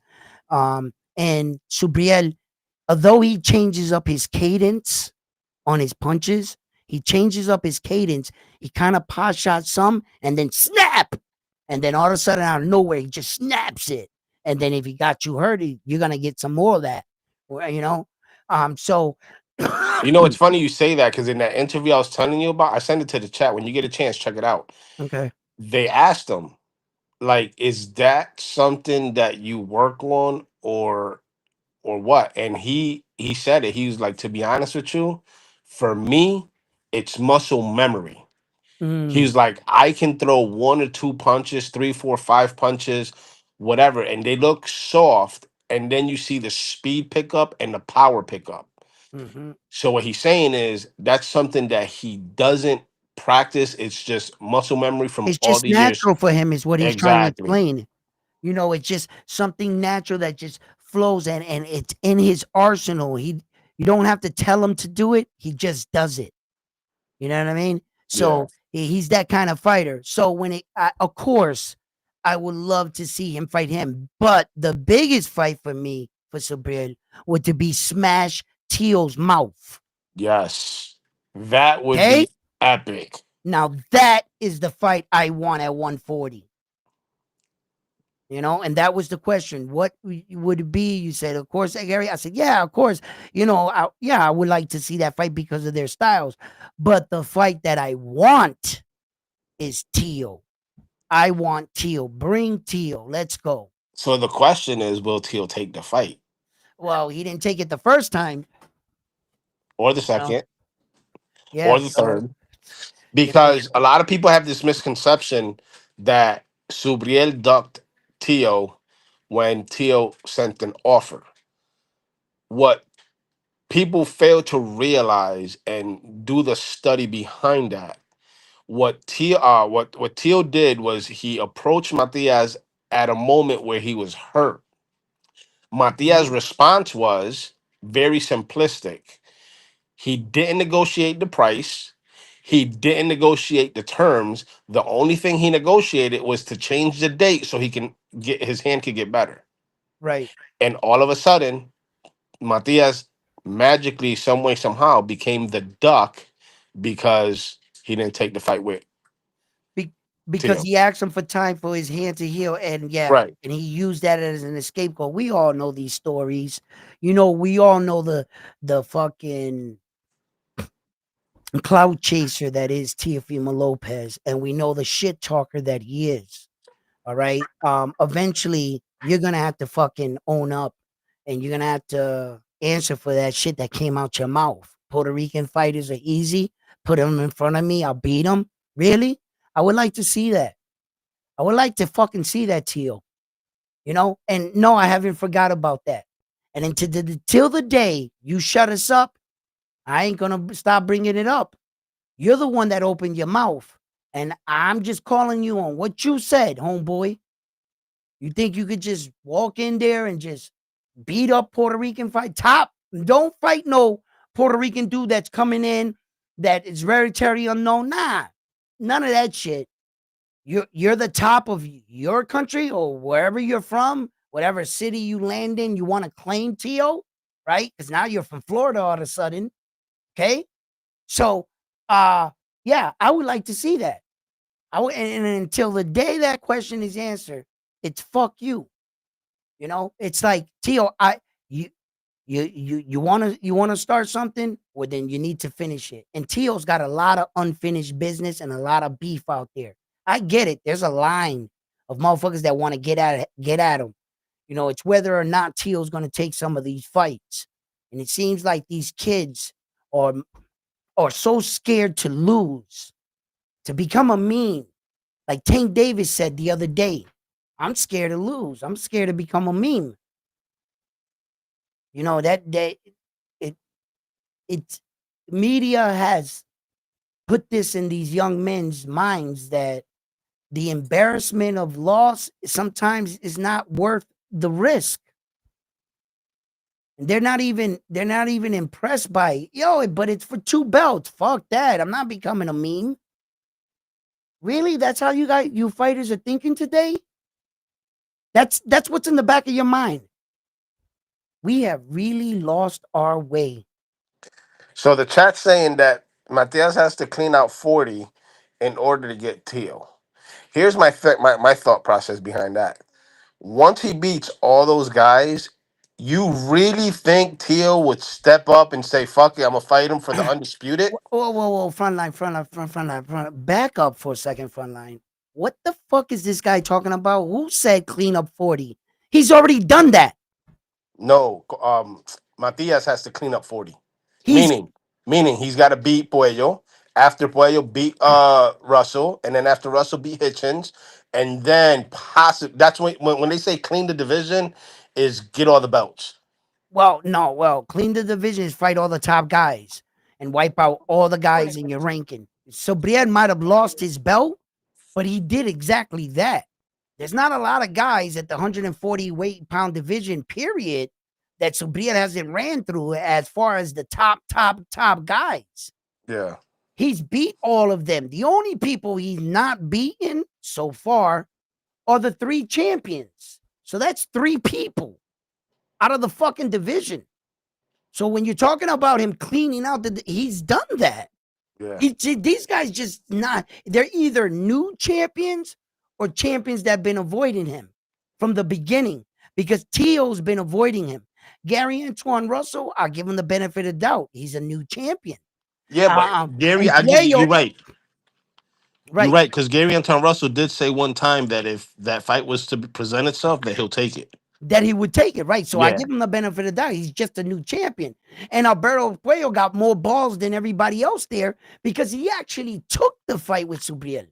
So I yeah, fucking commend Alberto Puello for showing, and according to Alberto Puello, Subriel is not a boogeyman. And that he's about to prove to the world and to Santo Domingo that he's that guy. And that Subriel, he's showing, bro, everybody's scared of this dude. I'll fight him. I'll fight him. So look who stepped up and took the fight against what arguably a lot of people deem in the 140-pound one of the toughest fights in 140 is Subriel Matias. We gotta all agree to that. Even if you don't think he's the best, right? But you gotta admit he's one of the toughest fights out of all the fighters in 140. He's got to be one of those kind of guys. And Puello said, "Bring him on, bring him on." yeah. The only thing that bothers me with Matias' strategy or thinking is he wants his lick back with Paddle, Oh, which I get it. I get the frustration that that's a chip on his shoulder. But if I was him, due to his age, I would try to get unifications all the way to undisputed. Once you achieve undisputed, then go after Battle. Richard said Lopez will never. He's going to fight Subriel Matias. I don't think so. Yeah, Listen, Matias, Matias hasn't gotten the opportunity Subriel. to do that yet. Um, Progress and Taylor ducked Matias since 2019.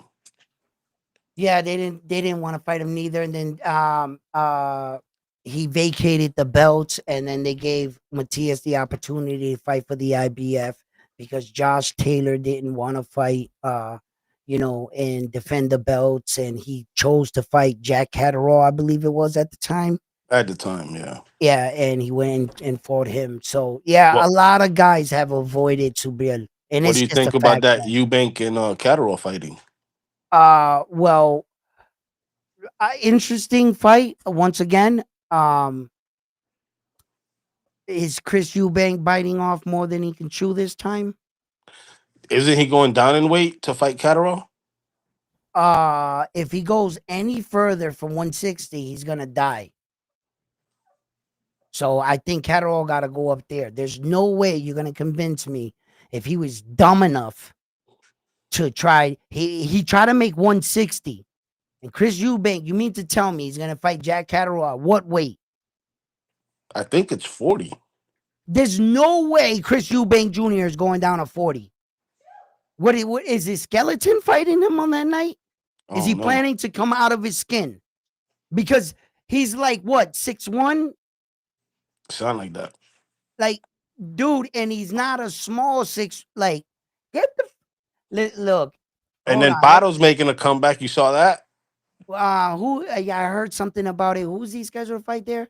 Hold on, I'm gonna pull it up right I now. know Jermaine Ortiz is gonna fight Clagett, Steve Clagett. They already signed that Bado's fighting Wednesday, June 25th in Australia. He's fighting against Navarro. at 140, I would imagine, right? Yeah, he's fighting Jonathan Navarro. I don't know what his record is. Um,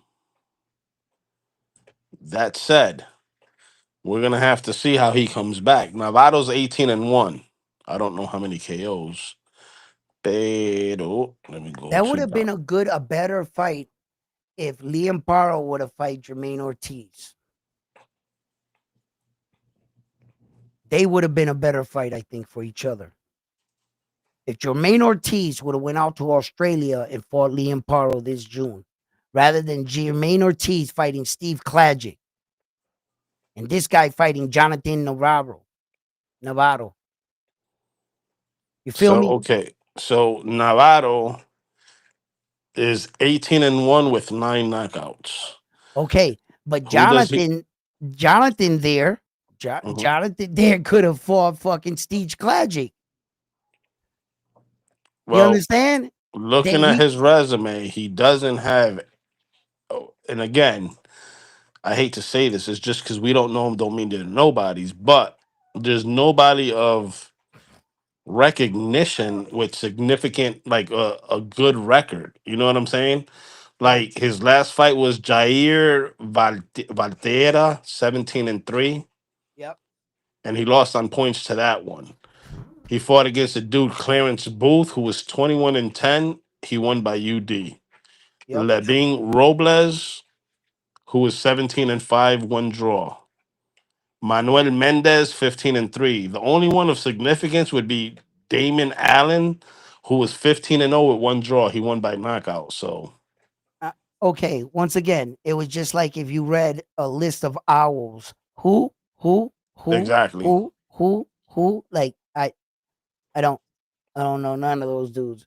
But I'll tell you what. Like I was saying, man, right? But don't you think that Liam Paro and Jermaine Ortiz would have been a better fight than the A- guys that they're fighting, right? absolutely. And then Steve Clagett could have fought Jonathan here, and they're all in the 140. Jermaine Ortiz is 140, Liam Paro's 140, Steve Klagick's 140, and Jonathan there is 140. You know what I'm saying? And I was just like, wow, their management could have, because both of these guys have been in there with, their fair share of top guys. Look at you got Jermaine Ortiz. He's been in there with Teo and Loma. You know what I'm saying? He might have lost both those fights, but he's been in there with both those guys. And then Liam Paro's best guy was obviously with uh Subriya Matias and then Richard Hitchin, the new champion that beat him. So I think that they would have been a better fight. So yeah, man. But hey, let's see what happens.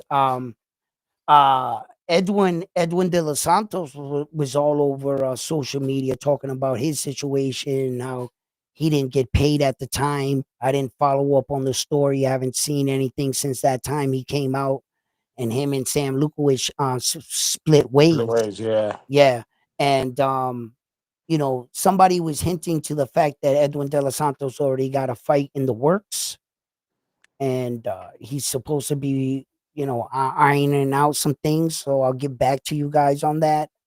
Uh, Yo, the way and I saw Edwin De Los Santos, I feel yo, he looked drained, Chupao, no, everything. I think he yo, should move up to 40, bro. well, I have a mixed feelings of that. I got some mixed feelings. Was that because he was 2 years out of the ring and he was making a dramatic weight cut? So it Mm, made him look like that. And could he make this weight comfortably if he stays in shape and tries to do it again? How would he look?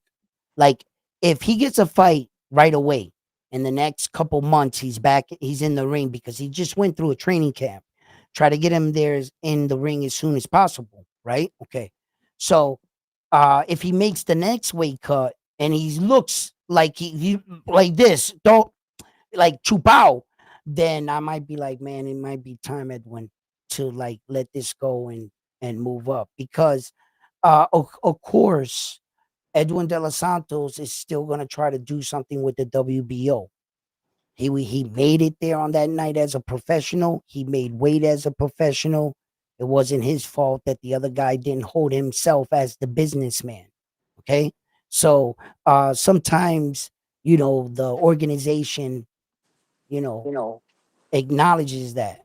So I think he's going to try to fight, keep himself busy, and then fight the winner out of Abdullah Mason and Sam Notes. that'll be Edwin De dope. Los Santos is going to try to do that. I think. I'm not sure whether he stays there or not. That's up to him. That'll be an interesting fight between Mason and Santos De Los Santos. Yeah. Yeah. And then the thing with Mason, right, is that once again, he's one of those kids that we're watching growing up in the sport right before our eyes. So you're gonna start to see Abdullah um start to enter his man phase where his facial characteristics will change depending how strong it is. Like Cornmeal Moten, when he came in, he had such a baby face. Look at his face now. Look at his face now. His cheeks are like this. He looks like he's just had like this growth spurt. And his appearance and everything, he doesn't look like that little baby face assassin that he once came in. Nah, the Moten don't look like that. You can say So the same thing about Xander Zayas too. same shit. There you go. Same thing. Look at his cheek, his jaw structure, the length of his head, everything. Like you could see it, in his skeleton. So I'm expecting to see something like that with Abdullah Mason, you know, uh, really growing into some. And another gentleman that's already buffed, that's already like this, right? And he's young as hell. And sometimes I forget how young it he is Brian Norman Jr. Yeah. Brian Norman Jr. is 24 years old. Yo, do you think Haney would want that smoke with Norman Jr. after what he did to Sasaki? I think Brian I Norman think Jr. definitely is too much of a puncher I think he for destroys Devin, Haney. man. For some reason, I just don't see Devin turning into that man that he came into the game, young, baby face. And what is he, 25, 26 now? He's not really Developing. turning. He's looking like himself. His face might have got a little longer in the way it's not like a baby's. You could see he's an adult now. But I'm like, damn, bro. The gods didn't like be like listen, um Camille Moten is probably the one that had the biggest change in my eyes. From the moment I've seen him to what he looks like now, I'm like, Yeah. Jesus Christ, that man, he looks like a fucking beast. I'm like, damn, like, and he just fights strong. Oh, He I meant fights to tell you, strong. for What? those of you that didn't watch it, in that interview with Suriel, he also said that, they've been to him last month. They've been to him last month twice for drug testing. He the first day they caught him in the gym, surprise visit, drug tested him. The very next morning at 6 o'clock in the morning, they woke him out of bed and he was happy. He's like, "Cause shit, Get I it got out the plenty, way. I got plenty of piss to give you." Hmm. And he gave him a drug test and both times came back clean. So they Yeah, asked him, what he made it clear. He's like, I don't believe in supplements. Because when he handed over all his supplements to the committee, yeah. they asked him, "Are you fucking serious? This is all you take?" And his response to that was that he doesn't believe in supplements. He believes in his nutritionist to give him healthy foods and proper rest is all he needs. He said you can't go into a fight tired, hungover, you know, fucked up or none of that. He's like, you get some good rest and you feed your body some good nutriments. That's all you need. All that other extra shit is shit that you can't get in your meals. That's right. Y'all pay attention to the Puerto Rican power. Okay? It's no pills, no added preservatives. It's all rice con gandules. Okay? Huh? Y That's pernil y chuleta real. cancan. That's real Puerto Rican. No corte here. No cut. All right? We don't take no vitamin, no so-called vitamins. And All and right? right and right now he's at 151. That's all Puerto So he Rican power. so he said Okay? he's Para que got he respeten. he's got to drop 11 pounds, but he's got plenty of time. He said. The other thing he did say that I'm sure you touched on this before, but his walk around weight, he said he doesn't exceed 157. 157, yeah. He doesn't exceed 150. That's his normal walk around weight when he's not fighting, training, nothing. He doesn't exceed 157. Uh, Richard, we all want to see that rematch versus Subria Matias and Liam Paro. That's one thing about Subria Matias. There's an echo coming from somewhere.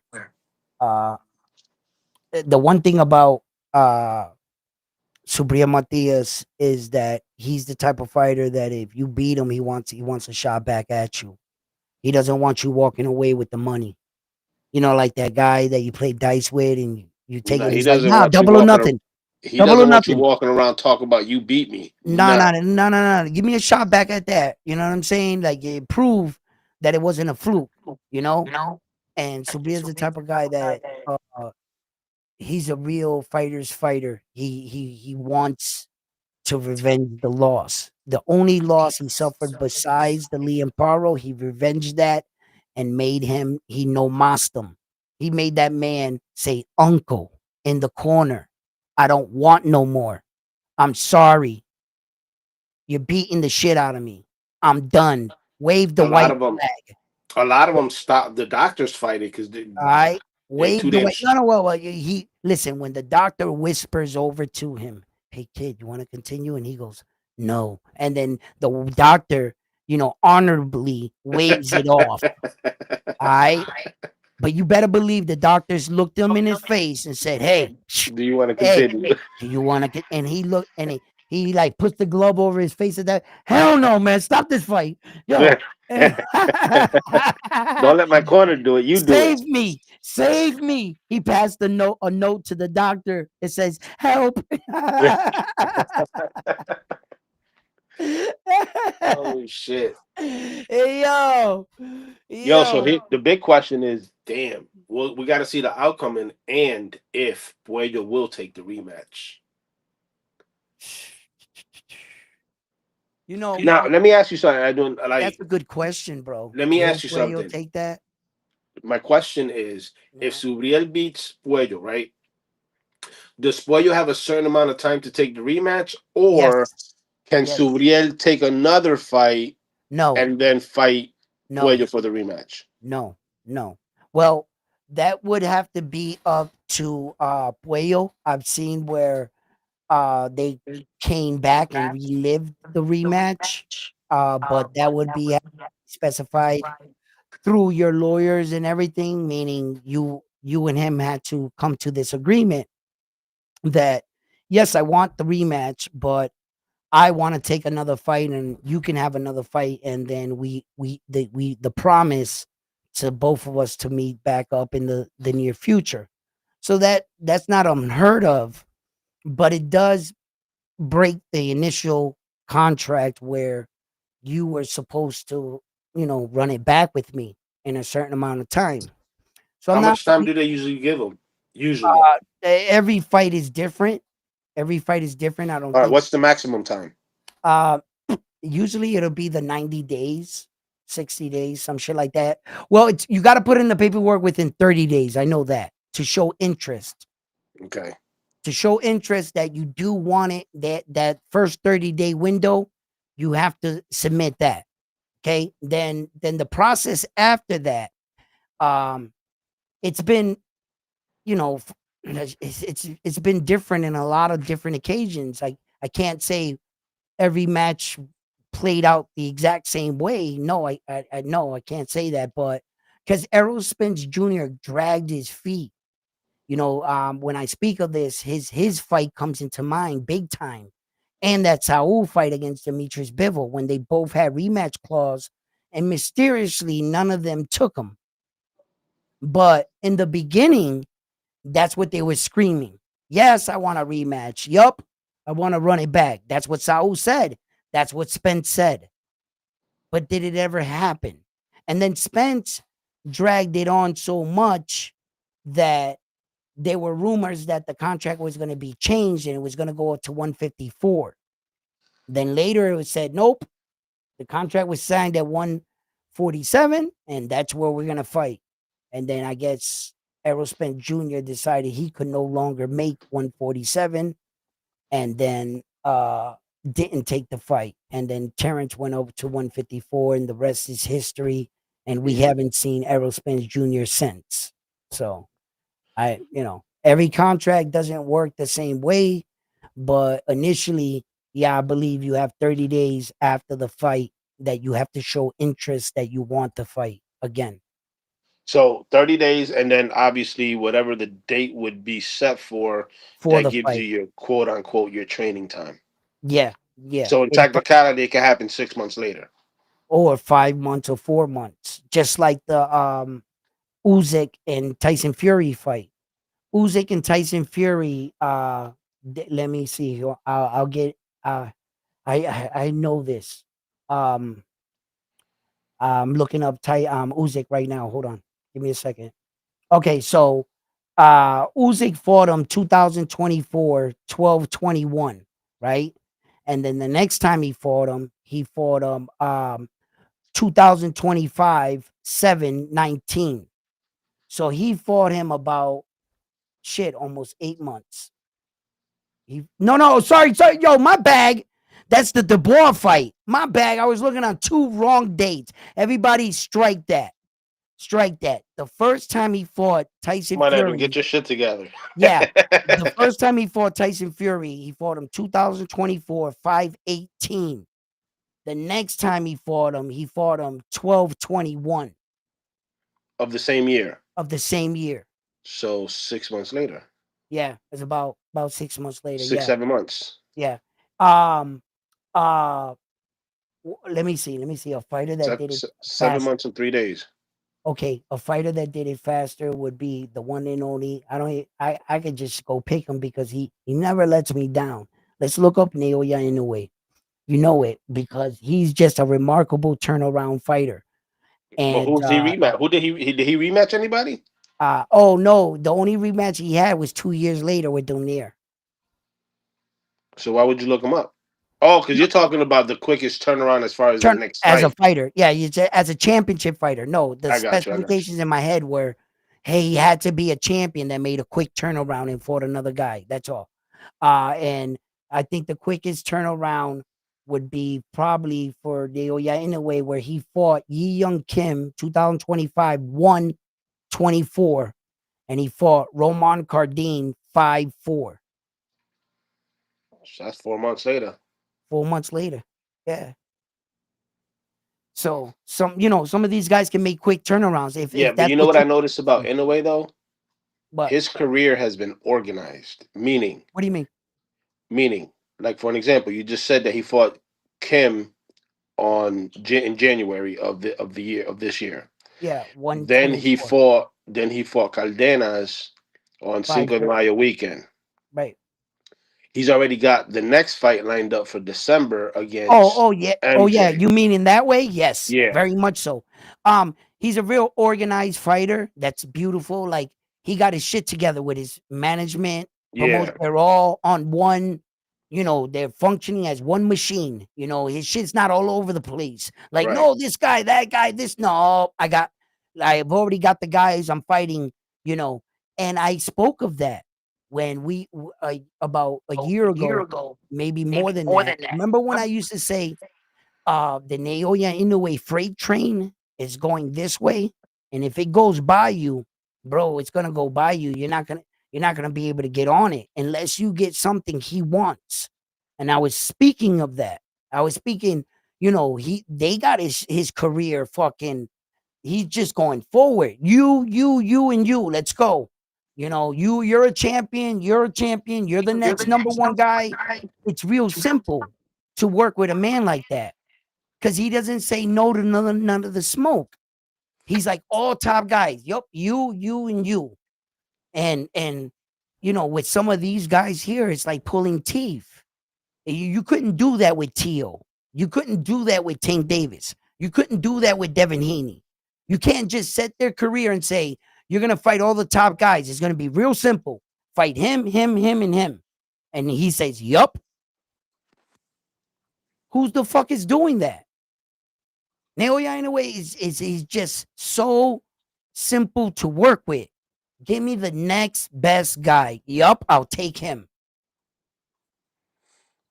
And it's just, and you can't do that with these other fighters, man.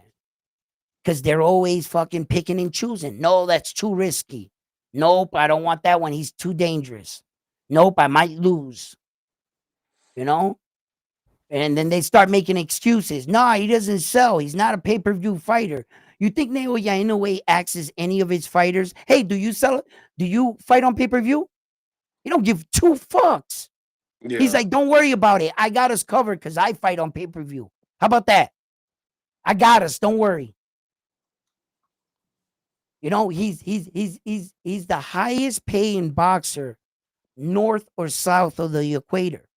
There's no 126-pound fighter that makes more money than him, and there's no 118-pound fighter that makes more money than him. Nowhere near anywhere. That's what kind of fighter Naoya Inoue made himself. That when he walks into the division, all eyes, everybody stops and says, "That's where I want to fight." There's no other game in town but him. He's a fucking he's truly a video game. That's the best. You would dream as a promoter to have a fighter like that. You say yes to everybody, all the top guys. This, this is gonna be easy. Yeah, you want the fight? Let's go. And then the people that don't want the fight, we're starting to see that. What happened to Roman Cardini? What happened to MJ all those times? They're all hiding out. Yo, the MJ, he's gonna get what he asked for. He's gonna get Ed Hearn gassed his head up. No, you could beat him. You could beat Neil. Yeah. Espérate. Careful what you ask for because you just might get it. And he's gonna get it. And Davey Allen Picasso and the rest of these guys, the Sam Goodmans of the world, all of them, they all they saw that fucking monster coming. They got out the way. Oh, excuse me, sir. Champion coming through. Yes, sir. Yes, sir. Go right this way. Naoya, yup. Let him leave the division, and then we're all talking again. I'm gonna shut up while he's in the division. But as soon as he leaves, I'm talking again. All right. Hey, what a lot of things have popped up ever since this so-called rivalry between DR and PR. Yeah. They've been talking about a possible fight between Eric Rosa and Oscar Collazo. The problem is it's Yep. two different weight classes. Oscar Collazo's at 105, and Eric Rose is at 108. 108. So here's my thing: let Oscar Collazo do his thing at 108. Let him collect all those belts. He's got two of them already. Let him collect the other two, and then he can move up. Because Eric has, I think, the WBO, if I'm not mistaken. Yeah. But the thing is that I really want Koyasu to stay at 105 to get all four. That's what I'm saying. But after he gets all four, Well, he's got to do it first. Come on, man. Stop right? putting the cart before the horse. All Yeah, he's right. got. So Eric Rosa has the WBA. Now we do have another Puerto Rican at 108 that has the WBO, which is René Chulito Santiago. Yeah. If they Now, really think that, then they should yeah. Well, they. make that happen. If they really want that rivalry, you know what I'm saying? Yeah. Yeah. Yeah. Yeah. But yeah, 100%. I want Koyasu, because of the fact that he beat that guy before. That at least he can get that three, and when he gets that three, and the shit gets real. Uh Shit gets oh, you you about to know. be mad. You about to No, be no, no, mad. no, no, no, no, no. I'm not mad about nothing. But You saw what anyway, Loy wrote? Loy wh- Loy said Sam Goodman moving up to 26 to fight Nick to fight Ball. Nick Ball. Yeah, I know that. Oh, Yeah, I know that. so he's in the witness protection against anyway.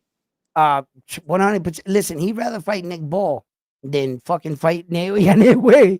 All right, all right, and then move up to another weight division. That's how scared that man is. You know what I Richard, mean? why do you do this to me? ¿Por qué me hace esto? What do you say? Question He to said, Frontline. if the If heavyweight heavyweight champion champion Usyk Usyk, yeah, go ahead. was at that time with Mike Tyson, Lennox Lewis, and Evander Holyfield, who would win? Why would he do this to me? Uh-uh. Mike But to Tyson would answer beat the them all. question, I would probably go with Holyfield. Mike Tyson would beat them all. Mike Tyson would knock out Holyfield. He would knock out fucking Lewis. He would knock out uh, um um fucking the new champion here, whatever his name is. Fucking I even forget his name when you're talking about Tyson. Because people don't understand.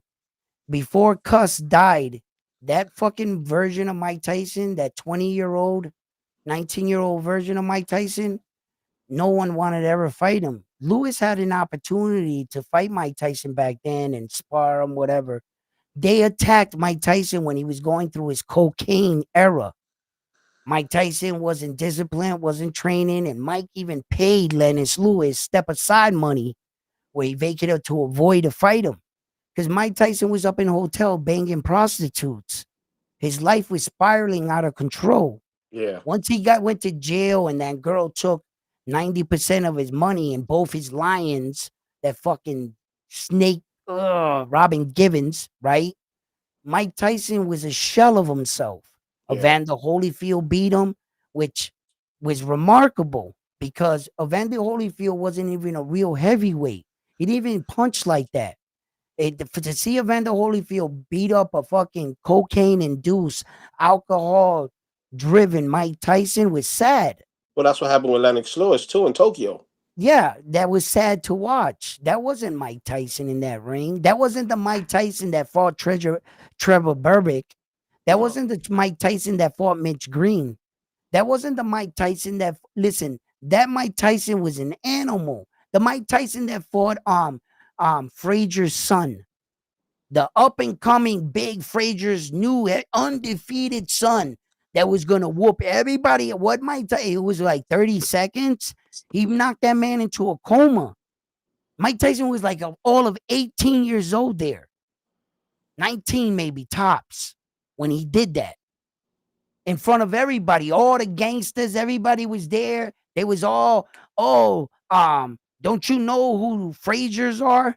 I'm Joe Frazier. I fought Muhammad Ali. My son is gonna, mad bigger than Mike Tyson like this. Lennox Lewis and them were gonna try to fight Mike back then. Lennox's Lewis coach said, you better not fuck with that man. Now with Tyson, and that's a well-known fact. Oh, my bad. I said Lennox Lewis. I meant to say Buster Douglas in Tokyo. Oh, nah. Buster Douglas would have never fucked up Mike Tyson neither. Like the Mike that was with Cuss, That Mike, that's you ever see those them shorts where what was his name that was throwing all those punches at Mike and he was hitting with the uppercut and Mike was slipping. One punch. Boom! Lights out. Lights out. And you're gonna mean to tell me that that guy, the way he was throwing his punches, were better thrown punches than fucking Usyk? They were faster and better. Those heavyweights back then were way Razor Ruddock.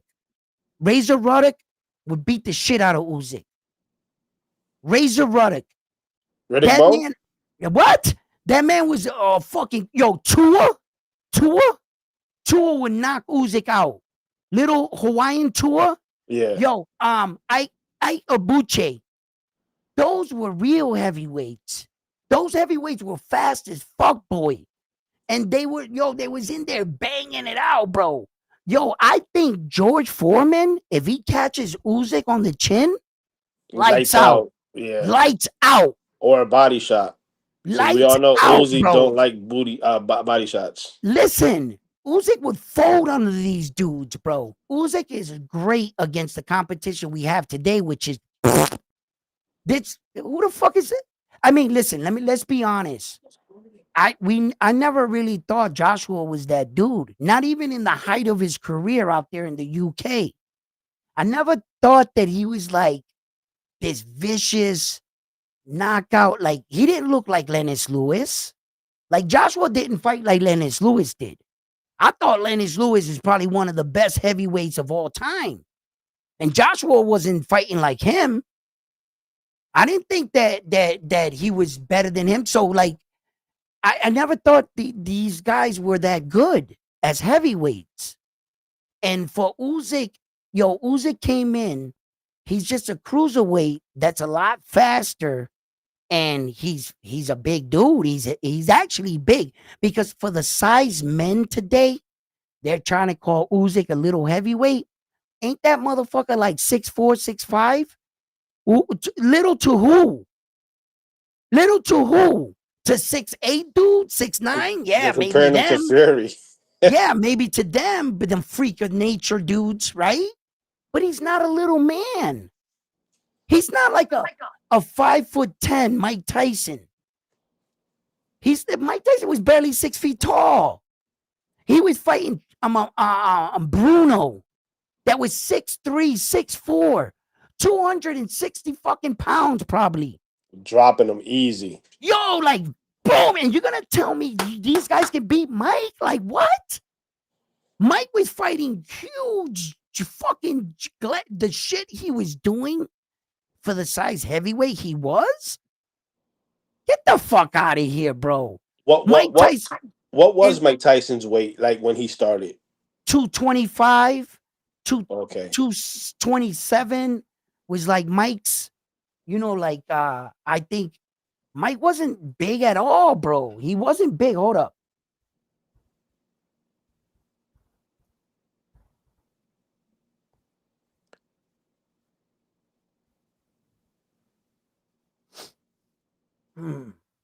All right. What do they got Mike here? Mike's 5'10". All right, now scroll down to his first fight. What did The he box fight? rec. Fucking 5'10".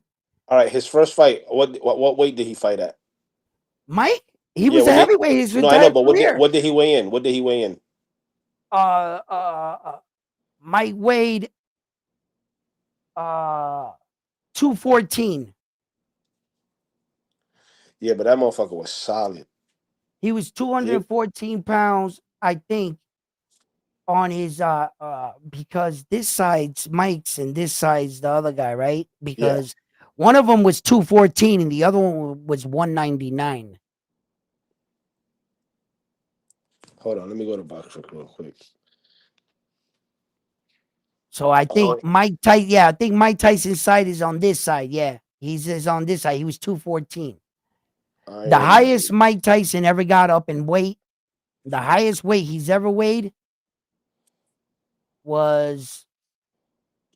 Yeah, Tyson was 214 and Merced was 199 3/4. Mike Tyson was 239, the heaviest he's ever been in a fight. and he was out of shape like a motherfucker. And he came in against that Brian Nelson dude. He was 239. That was the highest he's ever been in weight. He fought basically his entire career through 200 and Yeah, basically between 215 220. and 220. Yeah, that's it. He was disciplined like a motherfucker. So you tell me that these guys are just big. They just big. Mike know how to slip punches. Yo, Cuss never dies on Mike. That little white old dude never dies on Mike Tyson. He probably goes down in history as one of the greatest heavyweights to ever do it. If he had Cuss in his corner to take him away that from that Don King era and all those prostitutes and cocaine nights, you know, it's Mike Tyson's fault. Yes, it is. He took the fight. He's responsible for the outcome. 100%. 100%. But I know what he was going through. You know, he was coming out of jail from them fucking rape charges and shit they put on him, and they scammed him out of all his money. And remember when Mike fought with that patch of alopecia, he was losing his hair with Robin Givens, and the fucking world destroyed Mike, bro. Destroyed him. But I saw glares and glints of the fighter he was and what he was doing to those size men. Those guys were like, huge. Look, he fought guys. Mike Tyson came into a fight against Kevin. He was 233. The other guy was 271. All right. Mike was fighting dudes huge, bro. Big dudes. Like, let me see what size. Hold up. This is the Len. Lennox Lewis was 249 on the day they fought. Mike Tyson was 234. He tried to beef up to fight him. He was so damn big. All right. Let's see. Frank Yeah. Bruno. Uh, Nielsen was his heaviest, 239 and three quarter. Lennox Lewis no, was 234. no, because Brian was 259. No, Brian. Yeah, Brian came in at 250. I'm talking about Tyson. The heaviest he's ever been Oh, into a fight was against. 239. Yeah, 239. Yeah, that's the heaviest. Evander Holyfield was lighter than him. Tyson came in bigger than him. Evander Holyfield was only 215. See, I told you Evander Holyfield was never a real heavyweight. And it was crazy that he could beat Tyson like that. And I was like, he didn't beat the real version of Tyson. He would have never lasted with Tyson like that. Frank Bruno had uh, a 20 pounds on him to Mike Tyson. Mike Tyson was 220. He was 247. And Bruno, look at in stature, right? In stature. Frank Bruno is 6'3". Mike Tyson's 5'10". Come on, man. He was doing some pretty impressive shit. He was beating some big dudes. Yo, Razor Well, Ruddock. Richard's Wait, talking about. He's talking about the new champion Usyk fighting those guys. what you mean the new champion Usyk? Who's the new champion Usyk? I guess he's talking about the new champion. I guess the new Usyk. But this version, that's exactly who I was talking about. Oh, you want to talk about the old version of Usyk? No, I'm talking about this version of Usyk, the one that's at the heavyweight championship. Nah, he wasn't beating these dudes. I I'm think. telling you, I'm telling you right now, Razor Ruddock was 6'3". He had a 82-inch arm reach, a 75% knockout ratio. And I'm gonna tell you right now, I'll put Razor Ruddock in with this version of Usyk any Yo, day. speaking of arm reach, what was Tyson's arm reach? Because Tyson's, he has short arms. yeah, Razor Ruddock had 82, right? So Razor Ruddock had 82. Mike Tyson has let me see, Probably like 73 or 71, somewhere around there. 71. Yeah, Razor Ruddock had 10 inches arm reach on Mike Tyson. Yo, that was that's a crazy. classic heavyweight fight right there. When Mike Tyson and Razor Ruddock fought, that was a banger. That was a banger, bro. That was a big. Mike Tyson had 50 fights. He was 50-44. His 7 losses, he got knocked out 5 times. He either lost or got knocked out or knocked you out, basically. Mike Tyson. Yeah, like man, if he didn't go through that time, bro, I'm gonna go to the grave with it. He probably would have been one of the greatest heavyweights. He was just And he's still recognized as one of the greatest heavyweights. like people understood what he went through. You know, they knew like the stories came out the night before the fight. He was in the hotel room banging prostitutes, sniffing lines off their asses, and people saw this. You know, they knew his life was going out of control. You know, when he fought Tony Tucker, that was an amazing fight. Tony Tucker was like he was 34-0. He was like this fucking big New York gang leader type dude. He was a big dude too. Let me look him up real quick. Um, he was 6'5". He had an 82-inch arm reach. And uh I think at the time when he fought Mike Tyson, yeah, he was undefeated. Yeah. He retired 57 and 47 knockouts with 7 losses, and he got stopped 3 times. And he was like a serious dude. Mike Tyson broke his face coming out of like this jacket store. He was getting a Coke, don't believe the hype or something on it. And they were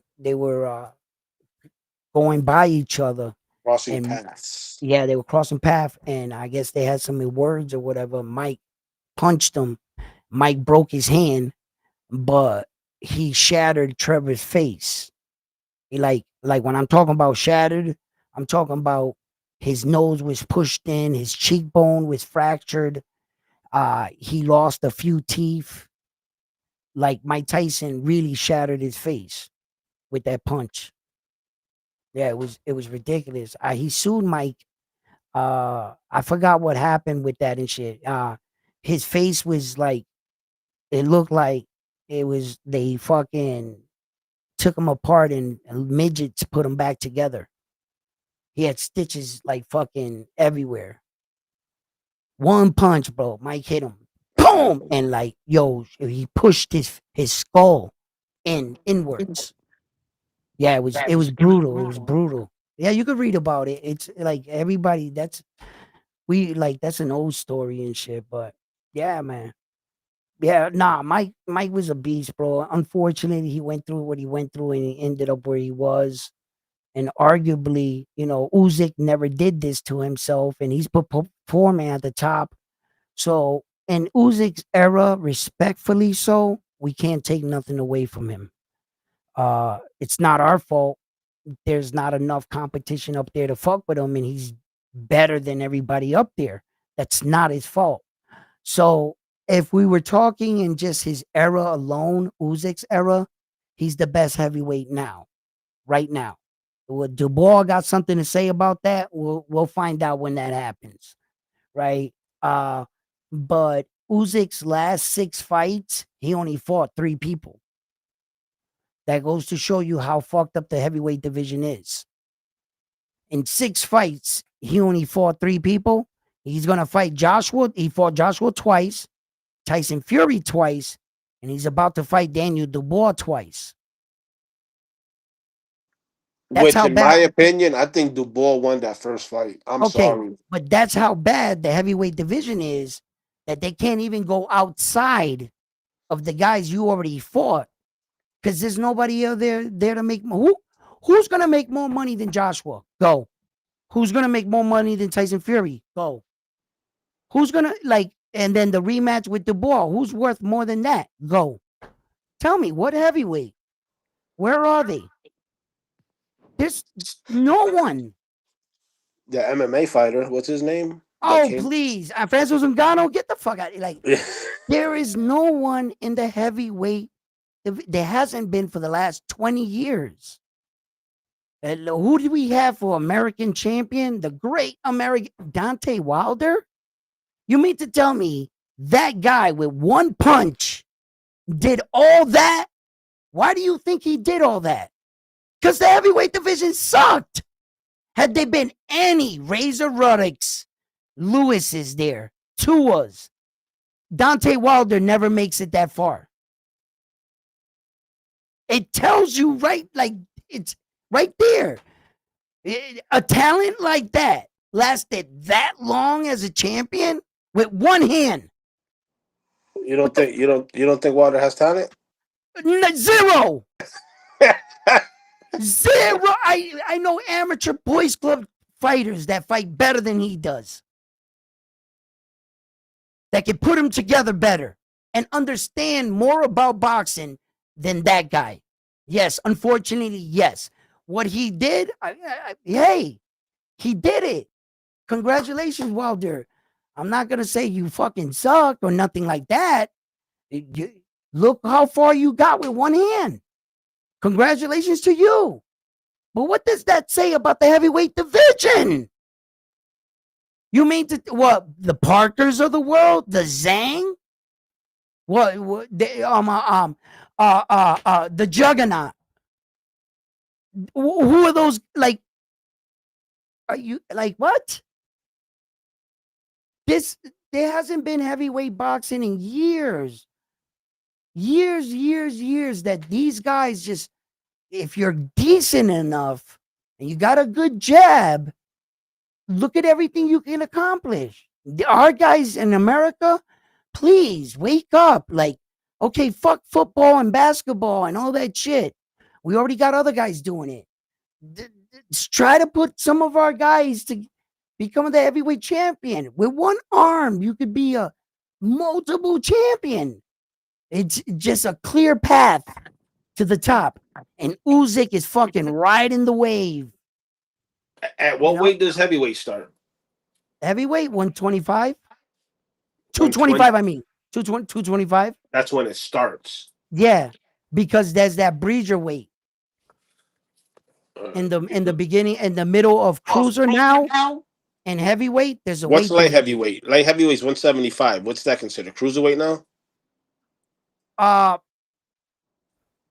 Well, yeah. Everybody call it different shit, but it's the same shit. It's a light heavyweight. Same shit, bro. You know, we don't have 200 pounds is cruiserweight, and then light heavyweight is 175. But look, you know, you look at what Usyk did, right? He fought Tyson Fury, right? You beat the version of Tyson Fury after he came out of retirement, out of a cocaine coma. He was dressing up like Batman, pulling up in a Lambo, losing his fucking mind, having a meltdown after like 2 years on a couch and his belly this big. You beat a guy coming back on his comeback that fought Francis Ngannou on his debut and almost got knocked out. That he was so bad that he couldn't beat a guy that started his professional boxing career in that match. That's how good Tyson Fury was going into the Usyk fight. Then he fights Joshua. That Joshua got knocked out by Anthony Ruiz there. Right? The Mexican dude. He gets knocked out by him. Andy. He gets knocked out. Sorry, Andy. He gets knocked out by Andy. And then Usyk beats him twice in a 12-rounder. What about that guy, Yardy? Yeah, but listen. It's not like Usyk came in and knocked out Anthony Joshua. No, he went 24 rounds with Anthony Joshua. Dubois knocked out Joshua. He beat him way better than what you had 2 tough fights with him, Usyk. Then you had 2 tough fights with Tyson Fury that can't even beat a guy on his debut. I think Tyson Fury is overhyped. Okay, well, it doesn't matter. It's what the version of Tyson Fury that he fought, not the Tyson Fury that made his first run. That guy had the 3 belts. That's the best version of Tyson. He didn't fight that version of Tyson Fury. He fought this version of him that couldn't even beat Francis Ngannou. Learning on the job that Anthony Joshua had to come out and show the world how this done. Here's a two-piece. Tyson Fury, you couldn't do this? Boop, boop. Really, Tyson Fury, you couldn't do that. And Joshua showed he was that much better than Tyson Fury and went and 12 rounds with Usyk. It's not like Usyk's dominating these guys. It's not like Usyk's knocking out Tyson Fury twice and knocked out AJ twice. How do you guys merit him, the greatest heavyweight? When's the last time he knocked out Dubois? When he stopped Dubois, when Dubois quit in the fight because he thought he was getting robbed and cheated, which he was, right? So I guess technically that's his last knockout. And I don't, other than just pure boxing, what is Usyk doing that's so special? Other than just boxing. Okay, he knows how to box. Go. What does he does that's like, oh shit, when he hit the guy with the left check hook, what is he doing? Well, he does take ballerina classes with Vasily. Okay, I'll give him the ballerina classes. Okay? Because that's about it. Because like the standard of heavyweight boxing is so low that when we see this, we're like, oh, that shit is greatness. And I'm like, no, it's not. You really look at what's going on in the big picture. If he doesn't continue fighting these guys over, who can he fight? You know, like What about that guy that just won, Yardley? Parker is in the wing. You know, he's in the wings, and I think he deserves a shot. You know, eventually they gotta give that man a shot, right? Okay. You know, and Dubois already got this fight with Usyk. It's already done, so they're gonna fight. So that's, you know, they're already gonna do it. Depending on what happens from there, whether, you know, I don't know. What if fucking Dubois beats him, and Dubois wakes up tomorrow with all the belts? Now the heavyweight landscape changes. So, and then ask me then. Who do you know? Ask me then, because there's a chance Usyk can lose this fight the way Dubois is looking, the way he laid out AJ. He said, if he dies, he dies. Yo, yo, he laid AJ out, and I ain't never seen Usyk do that. I ain't never seen him do that to AJ. So, you know, let's see. Yo, who's that dude that just fought? Um, I don't know if he's from New Zealand or what. He's got the same first and last name. It's the same exact first and last name. Who? Oh yeah. I know you're talking about. It's like Tuma or some shit like that. Yeah, Tuma, some shit like that. Yeah. Well, okay. There's a in Jabba. You know what I'm saying? I thought Martin Bacoli was gonna do something. Then he Shit, I thought goes, Philip Herjovic, the Croatian dude, I thought he was yeah, gonna do something. yeah, and then Richard Torres. I was really like, come on, Richard. You know, he's looking pretty good. He's winning, you know, but he just looks a little too wild. Yeah, You that's the know, only thing about Richard Torres that kind of that scares me frustrates that me. I'm like, ooh, when he gets up like a puncher like Martin He look Bacoli. he Would- fights too antsy. Yeah, Martin Bacoli would knock out Richard Torres, bro. He would hit him with that inside uppercut like he hit Baby, and Richard Torres is gonna go night night. So I mean, there's a hopefuls, a couple hopefuls that I'm, you know, you know what I You mean? know, There's a Big couple, Baby could have been something if he would have listened to Bob Arum, yeah, if he could have, if but he he would have wouldn't be. listened to a lot of people in his life, stay Yeah, out of the club, kid.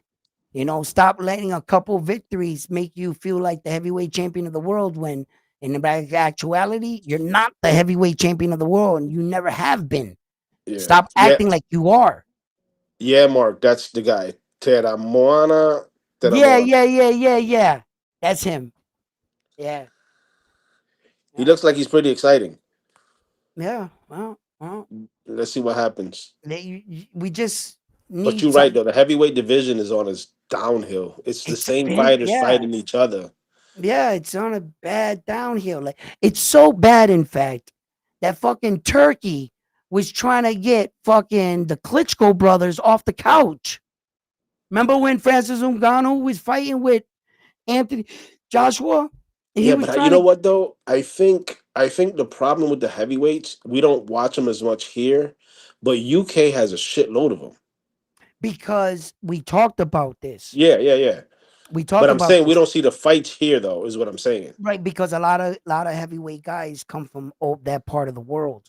Right. Because the American heavyweight is almost non-existent when you have other sports that our kids can go to that are that size. When we got kids that size, right away the football coach takes them or the basketball coach takes them. It's usually a kid that blows out his knee and sees that he doesn't have a career in football no more or something, and he goes, "Hey, let me try boxing or mixed martial arts or something." And that's how we get them nowadays. They're not like the days of Ali and everything. And we had some great heavyweights in it, and boxing was rich, where it was a proud thing to be the heavyweight champion. When NFL teams started breaking out these ridiculous contracts, $100 million, and yo, son, you're gonna be a NFL player, not a boxer. You're not punching in your brain. So since the American athlete has more to choose from of sports, not like out there in the UK. What is it? Boxing or soccer? Like And there's no rugby. And yeah, rugby. there's no NFL, no basketball that's going to pay you that kind of money. The money that you need in the sport is boxing. So their big guys all enter boxing. So there's going to be a lot of over Russia, UK, big dudes. And that's who's going to dominate boxing for the most part because our guys are going to like I said, to football or NFL or baseball or hockey. All those sports pay a hell of a lot. So to go and get your face punched in, we're not, unless there's a family that their child is born into and he just happens to be a heavyweight and they pushed him in that direction and he became a great heavyweight or something. Sometimes that's how we get them. But our kids are not signing up to be heavyweight champion of the world. Nah, nah.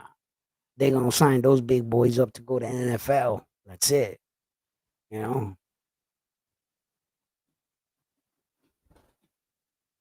He hails from Australia. Uh um a lot of those Australian guys, like the Sumas that are Australians, and there's the Hawaiian, like the native, what are they called? The Sua, whatever. I forget the name. Samoas. They're Samoans, but yeah, like I guess that's what they're saying when they shorten it. Now that I think about it, the Samoans and shit, those dudes is big. Like especially when you get like a tall one, them dudes is big, man. Like I remember like the tours and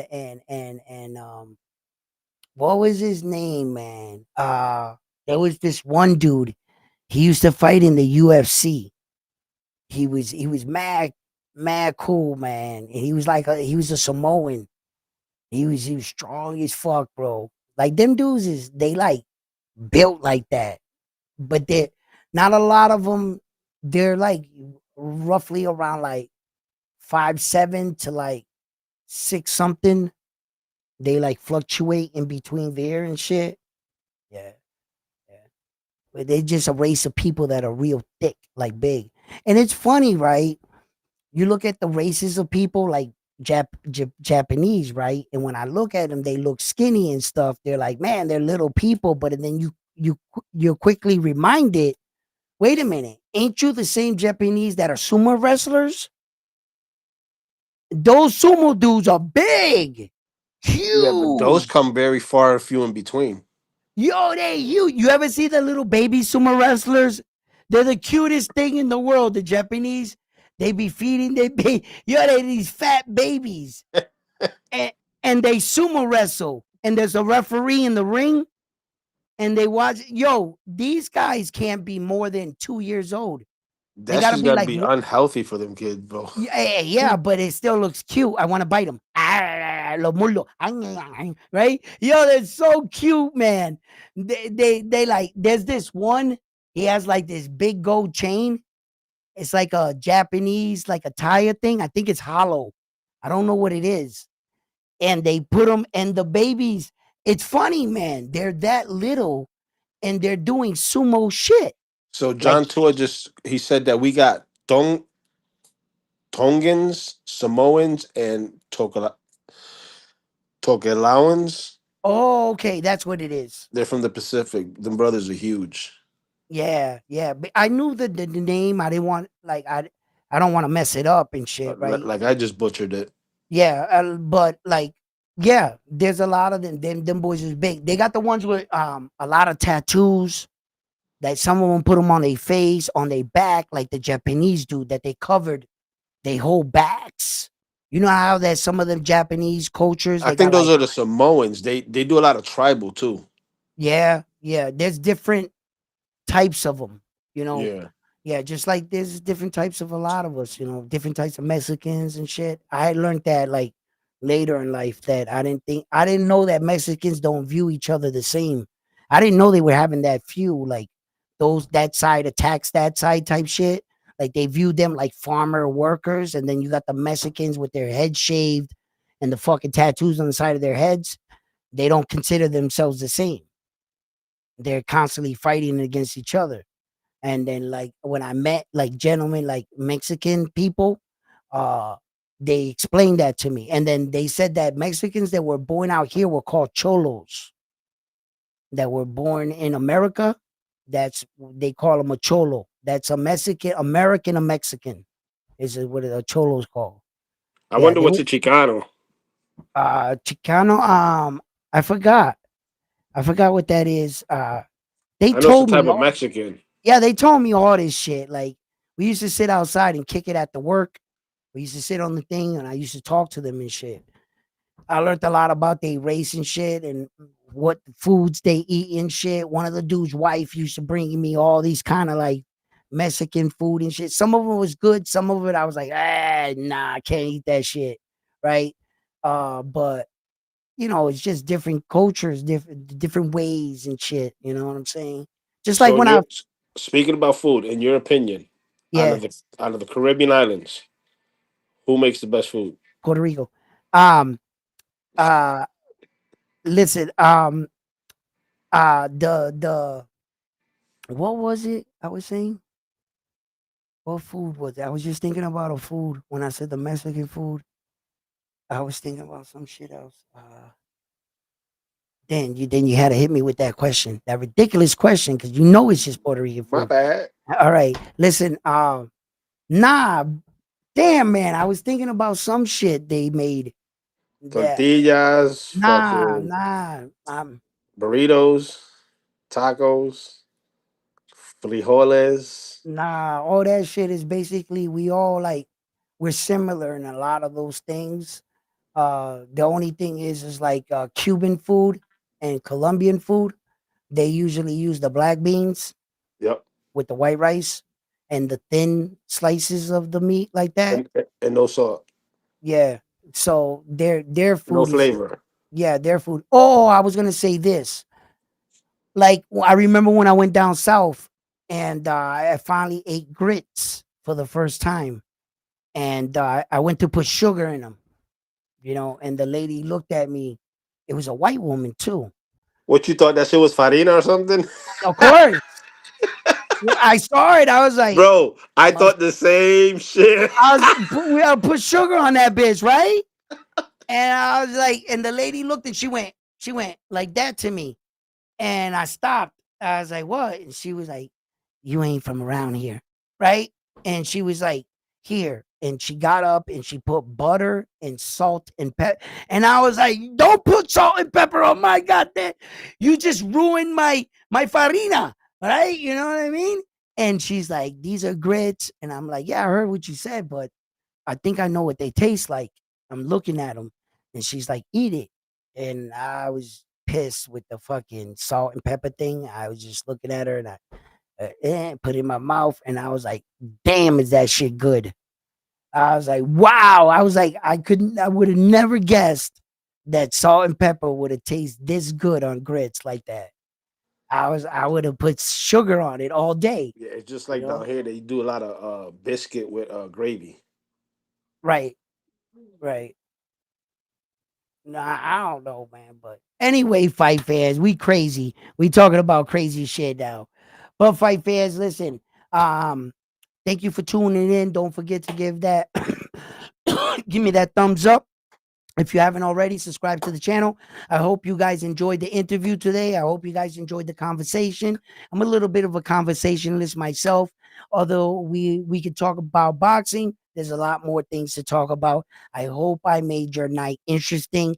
Thank you for tuning in. Thank you for hitting that like button. If Frontline, thank you for joining. You've been a great co-host.